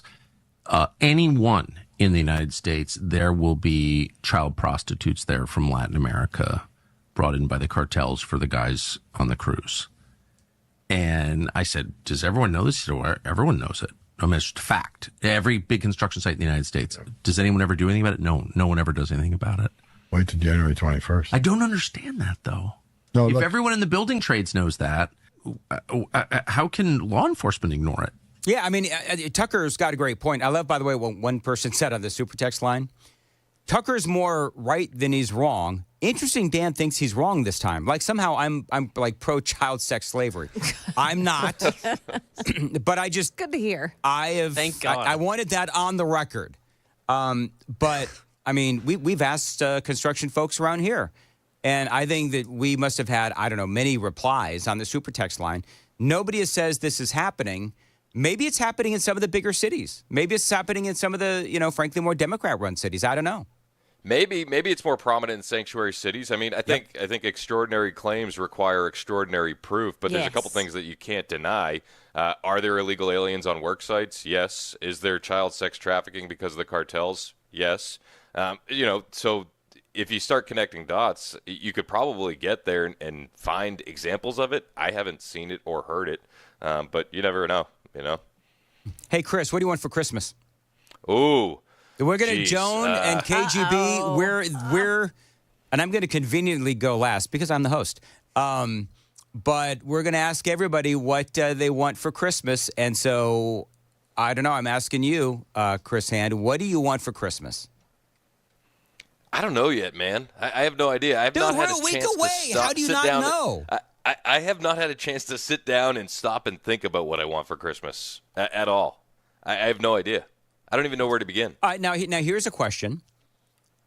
Do you tell your wife, Virginia, what it is that you want for Christmas, or do you just allow her to guess and hope she does well? I'm more worried about not messing up the other side of that gift exchange than I am about what I'm getting. Good man, yes. That's the sound of a married man if I ever heard one. Boy, I'll tell you what, you got that right. And some men just panic shop and spend way too much money just hoping that one of the presents sticks. My ex didn't appreciate my massage coupon. Yes. So here's what happens in my house. Typically, and Amy's great. I mean, like, Amy's fantastic. Not only will she give me an Amazon gift list, right? But then I try to, find some things on my own, which, of course, has led to some really bad gifts that I've given Amy for I've made mistakes. Let's just leave it at that. And I kind of want to expand more on that. No, that's okay. Yeah, right. Me too. Let's not open that bottle a week before Christmas. No, let's. I got her some. It's a famous story, and I don't want to go on and on about it. I bought her accidentally HybaCleanse one time, which is like a medical liquid that they use, I think, to clean at the hospital. Yeah, to clean the instruments in hospitals. And apparently, I just clicked on the wrong link, and I just thought randomly that she wanted HybaCleanse. And so I wrapped it and I gave it to her. And she's like, what the hell is this? Anyway, so I try really hard to make sure that doesn't happen. She generally, I heard that, Joan. So she generally, she'll ask me what I want for Christmas. And my pat answer is, what do you get the man that has everything, honey? I have you. I don't need anything else. Oh. See, it's funny. That pisses her off to no end. Yeah, it should. I generally have everything. Like, I don't really need anything. However, in lieu of Chris Hand refusing to answer, we'll go ahead and ask KGB. Well, I mean, what does every guy want? They want a Red Ryder carbine action BB gun. No, I don't know anybody who wants that but you. Well, you like 5. Do you not get the reference? Oh. He probably doesn't get the reference. I have one of those already, and we keep the box. Have you ever seen A Christmas Story, Dan? As a decoration. Oh, for the love of Pete, let's not go down this road. What, have you never seen A Christmas Story? No, I haven't. It's on for 24 hours. That's why I never watch it. I'm tired of it. I know you don't even have it in the background opening gifts. He gets his tongue stuck to a pole. I know. You know what? You know what's so funny about this? Get my back. You guys knew, right? You guys knew where I was going with that. You know what's so funny about this, though? There are people that actually want to travel all the way to, I think, is it Ohio, and actually stay in that house. Yeah. There's some people that are so... I've been to that house. I've been to that house, and it's actually very, very cool. Did they keep it like in the time frame as well? They keep it in the time. It's completely accurate as the movie is, and then you could even pick up the phone and hear Schwartz's mom yelling at the kids. That's a great scene. There's a bar of soap in the bathroom that you can take a bite out of. It's absolutely accurate, and then you can rent it overnight, which we have on our bucket list. Of course, they have the lamp in the window, right? Yep. Yes, ma'am. The whole reason I brought that up is because I knew Chris wanted to do that, and I knew that was on his bucket list. So I was secretly mocking Chris, but in a roundabout kind of way. That's cool. I got Chris's back. That's cool. You know, Brian Wilson. Your booze mean nothing. You know, I did the same thing about Christmas movies with Brian Wilson when I was producing The Drive. He's never seen Christmas Story either, which blows my mind. Because it's been around forever, and it seems like a rite of not a rite of passage, but just it's always on. So it's like, how do you not just see it once, even with parts? I don't know. They just never have. I think I tried to watch it, like so many movies. I tried to watch it, and I just couldn't get through it. Joan, what do you want for Christmas? I don't like the movie. I've seen it, and I don't like it. Listen, boo, Joan. I'm more of a the old time. What about movies. Santa Claus with Tim Allen? There we Yes, go. I love that. I don't like the subsequent ones, just the first one. There you go. All right. So listen, I am never going to say no to diamonds. I am never going to say no. Oh, you're such a girl. Yeah. I feel sorry for your husband. Why? Whoa. What do you want for Christmas? Whoa. What do you want for Christmas, honey? Diamonds. Oh, It's look. like, oh my Lord, could you come up with something Don't worry cheaper? about the little children in Africa, all right? They don't want diamonds. They grabbed the diamonds. No, that's that's bad. I'm sorry. That's really bad. So I would never refuse that. I actually asked my husband for a nice big fluffy robe, and he got me that. So Oh, no. How do you know? How do you know that he got you that? because I have access to the bank too, you know. Oh, you're one of those? Yeah. She has the Amazon. She has the Amazon app also. There is no surprising me. Okay, now we have to surprise her somehow. That's Who? like Joan. She's no one. That thing surprises her. I think we should work to surprise her now. It doesn't have to be a gift. Just scare her or something. Like scare me. Yeah. Great. I think we've had enough surprises for 1 week around here. Yeah, I can do without that too. Hey, I've got a great I've got a great movie recommendation. Okay. The Rock Red One. It is a fantastic. Did you go see it? You saw that? I saw it at home on Netflix. Oh. Yeah. Isn't that the new one that's out? Yeah. It's really good. It's I saw it Red on One. Netflix. It's a Christmas movie. Uh-huh. It's with The Rock and others. And others. Well, I don't know who they are. I'm not very Chris good. Evans, I think, is Chris in it. Evans. Yeah. Yeah, that liberal jackhole Chris Evans. I only is in know it. it because they've been putting that on commercials down my throat the last 2 Well, it's really weeks. good. It's really good. I'm just telling you. If I'm going to watch a Christmas movie with a wrestler, I'm just going to let you guys know it's going to be Santa with muscles starring Hulk Hogan. Not the one with Goldberg where he's a Santa Claus is actually from hell. No, I haven't seen that. You haven't seen? Oh, I got it. Goldberg? Goldberg was in a movie when he's Santa Claus, but he made a deal with God, and this is what his punishment was to be Santa Claus. And so when it expired, he went and kills people left and right. Who is Goldberg? He's another wrestler. He's another wrestler. Oh, whatever. Chris, I'm gonna text you the link to the Wikipedia page. You know what just happened? I lost KGB. I could just tell. You don't know who Goldberg is? I love wrestling and sports. Sue me. Any kid that was raised in the 90s knows who Goldberg was. Yeah, Goldberg was the man. He was as popular as any athlete today. He was that guy. He's you know who Stone Cold Steve Austin is? Yes. He's just as popular as Stone Cold Steve Austin at that time. The only reason I said yes is because I don't want an explanation. Moving on. Hey, Chris. Hey, Chris, you brought something to the table today. I did. I brought a little Christmas song. I wanted to get it festive in here. Tom McDonald, everybody's favorite conservative rapper, released a quick, concise Christmas song to really make the season a bit more festive.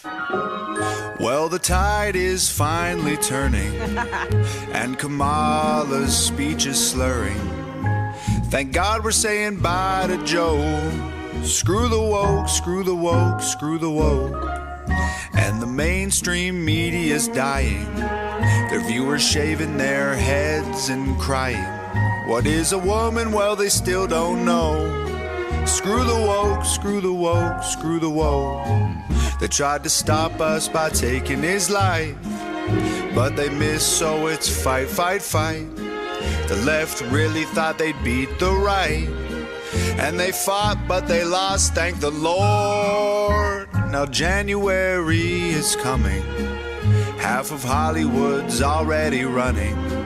They're finding new countries to call home. Screw the woke, screw the woke, screw the woke.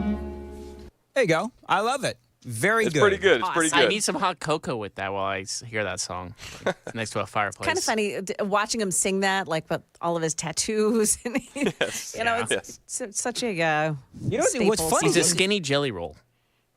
He is a skinny jelly roll. Yeah. It's a good explanation. He's actually a really good singer. Maybe he was doing that in jest. I actually like that. He's good. Yeah, actually. Tom McDonald's very talented.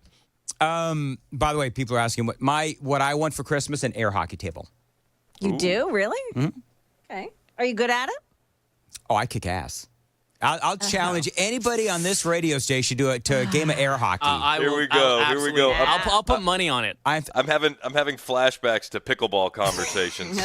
I had pickleball in my backyard, like my childhood, before it was cool. I'll take you on in both those, Dan. We'll have like a triathlon of like. I have no doubt you would probably beat me in pickleball, you young whippersnapper. However, I'm pretty good at air hockey. Ask Amy. $50? 50? Are you kidding? I work at radio. 50 I'm cents. sorry. $25? No. $10? No. $5. Oh no. Winner gets to host a show, and the other one produces. Oh, I come in and I produce for KGB. That's when the Russians are taking over. Well, you'd be interested to know, KGB. I'm surprised that you've been listening at all to the radio broadcast today, because apparently Vladimir Putin had a big speech today. You were. I have it recorded. Do you have it recorded for playback later? Yeah, absolutely. All right, very good. Anybody else got anything? Because I think we're done. Chris, what do you got? What do you got coming up? Well, today on the show, man, we're very excited to be talking about what happened yesterday as I was getting off the air. We had a spending bill in place that was 1,500 pages, and then it completely went to you-know-what. We're going to break down exactly how that happened. Plus, I'm so excited for tomorrow. Benny Johnson was really railing against Mike Johnson. And tomorrow here at America Fest. Battle of the Johnsons. Battle of the Johnsons. It's a measuring contest. Tomorrow, Benny's speaking, and then immediately after is Mike Johnson. And I'm hearing rumors around here that everybody thinks Mike Johnson is going to be booed off the stage. Ooh. So this is the audience that would do it. So I'm very excited for that, and we'll break down all the background behind it. All right, thank you, Chris. Looking forward to that. Dan Mandis here. Appreciate you listening. Busy Bee Plumbing, Heating, and Cooling. Listen, I've been a Beehive member for years, so I can tell you from personal experience that this is the best HVAC company out there. How good are they that every single month they have new and creative ways to save you money? Now, they've decided to extend that massive special. They've got a limited number of 14-seater, 1 and 1.5 to 3-ton split heat pumps for only $6,995. Now, this is a great company, a great Tennessee company. And again, I've been a Beehive member for many, many years. They've got a lot of ways to save you money, because you know why? They want to say Merry Christmas to you. Call them. Tell them Dan told you to reach out. By the way, they are your Rude Pro partner. 615-775-7833. 615-775-7833. BusyBeeHVAC.com.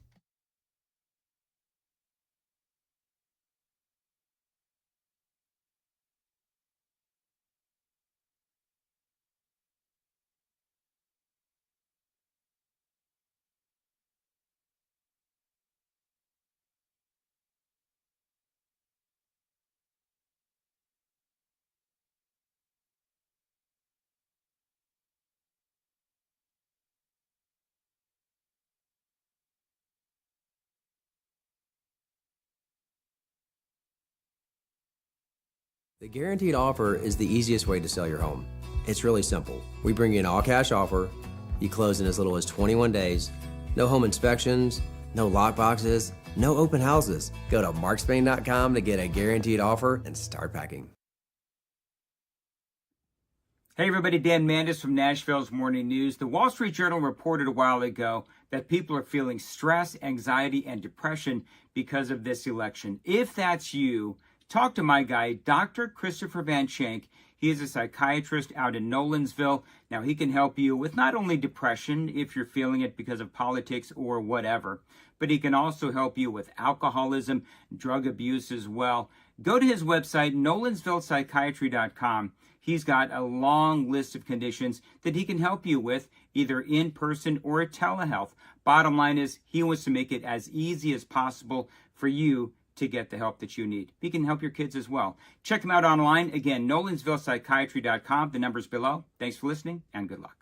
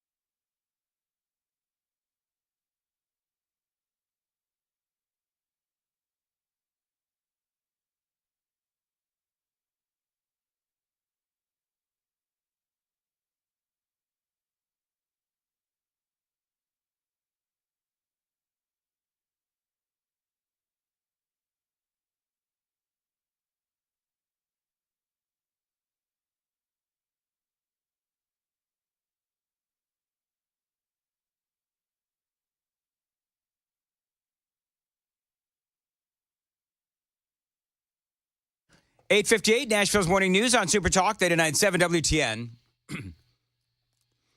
Get you that up a little bit there, KGB? I know you're busy paying attention to Vladimir Putin right now. Speaking whatever I'm making he's sure saying. your nice face is on the stream. Mm-hmm. By the way, people are yelling at me because they hated Red One. Other people are saying it was a great movie. I will tell you, I did indeed. That gets Sorry, the official. Your mic's on. Your mic's on. Were you done setting Guys, your mic is on. Your mic is on. Thank you. Anyway, Red One is a really, really good movie. So if you don't like it, if you didn't like it, that's fine. We all can't agree on everything. Hey, Dan Mandis here. Chris Hand is coming up next. Stop letting high-interest debt weigh you down. Pay it all off in days. Thanks to Loan Pronto's new Rapid Equity Loan. Listen up. This is for you homeowners. Imagine a completely hassle-free way to cash out your home's equity. No appraisals, no paperwork, and no waiting. Loan Pronto's all-new Rapid Equity Loan uses AI-driven technology to get you approved for cash out in as little as 1 day. Now, one client got $100,000 approved in under 24 hours. Wiped out their debt, launched a home improvement project, and is now saving over $1,000 a month. Instant approvals, low fixed rates, fast transfers. Get cash to consolidate all your debt and get a fresh start for the new year. Call Loan Pronto right now and see how much money you qualify for. Imagine this time next week, you could be credit card debt free. Don't wait. Get your cash fast. 615-499-5780. 615-499-5780. LoanPronto.com. Equal housing lender, NMLS 166-1781.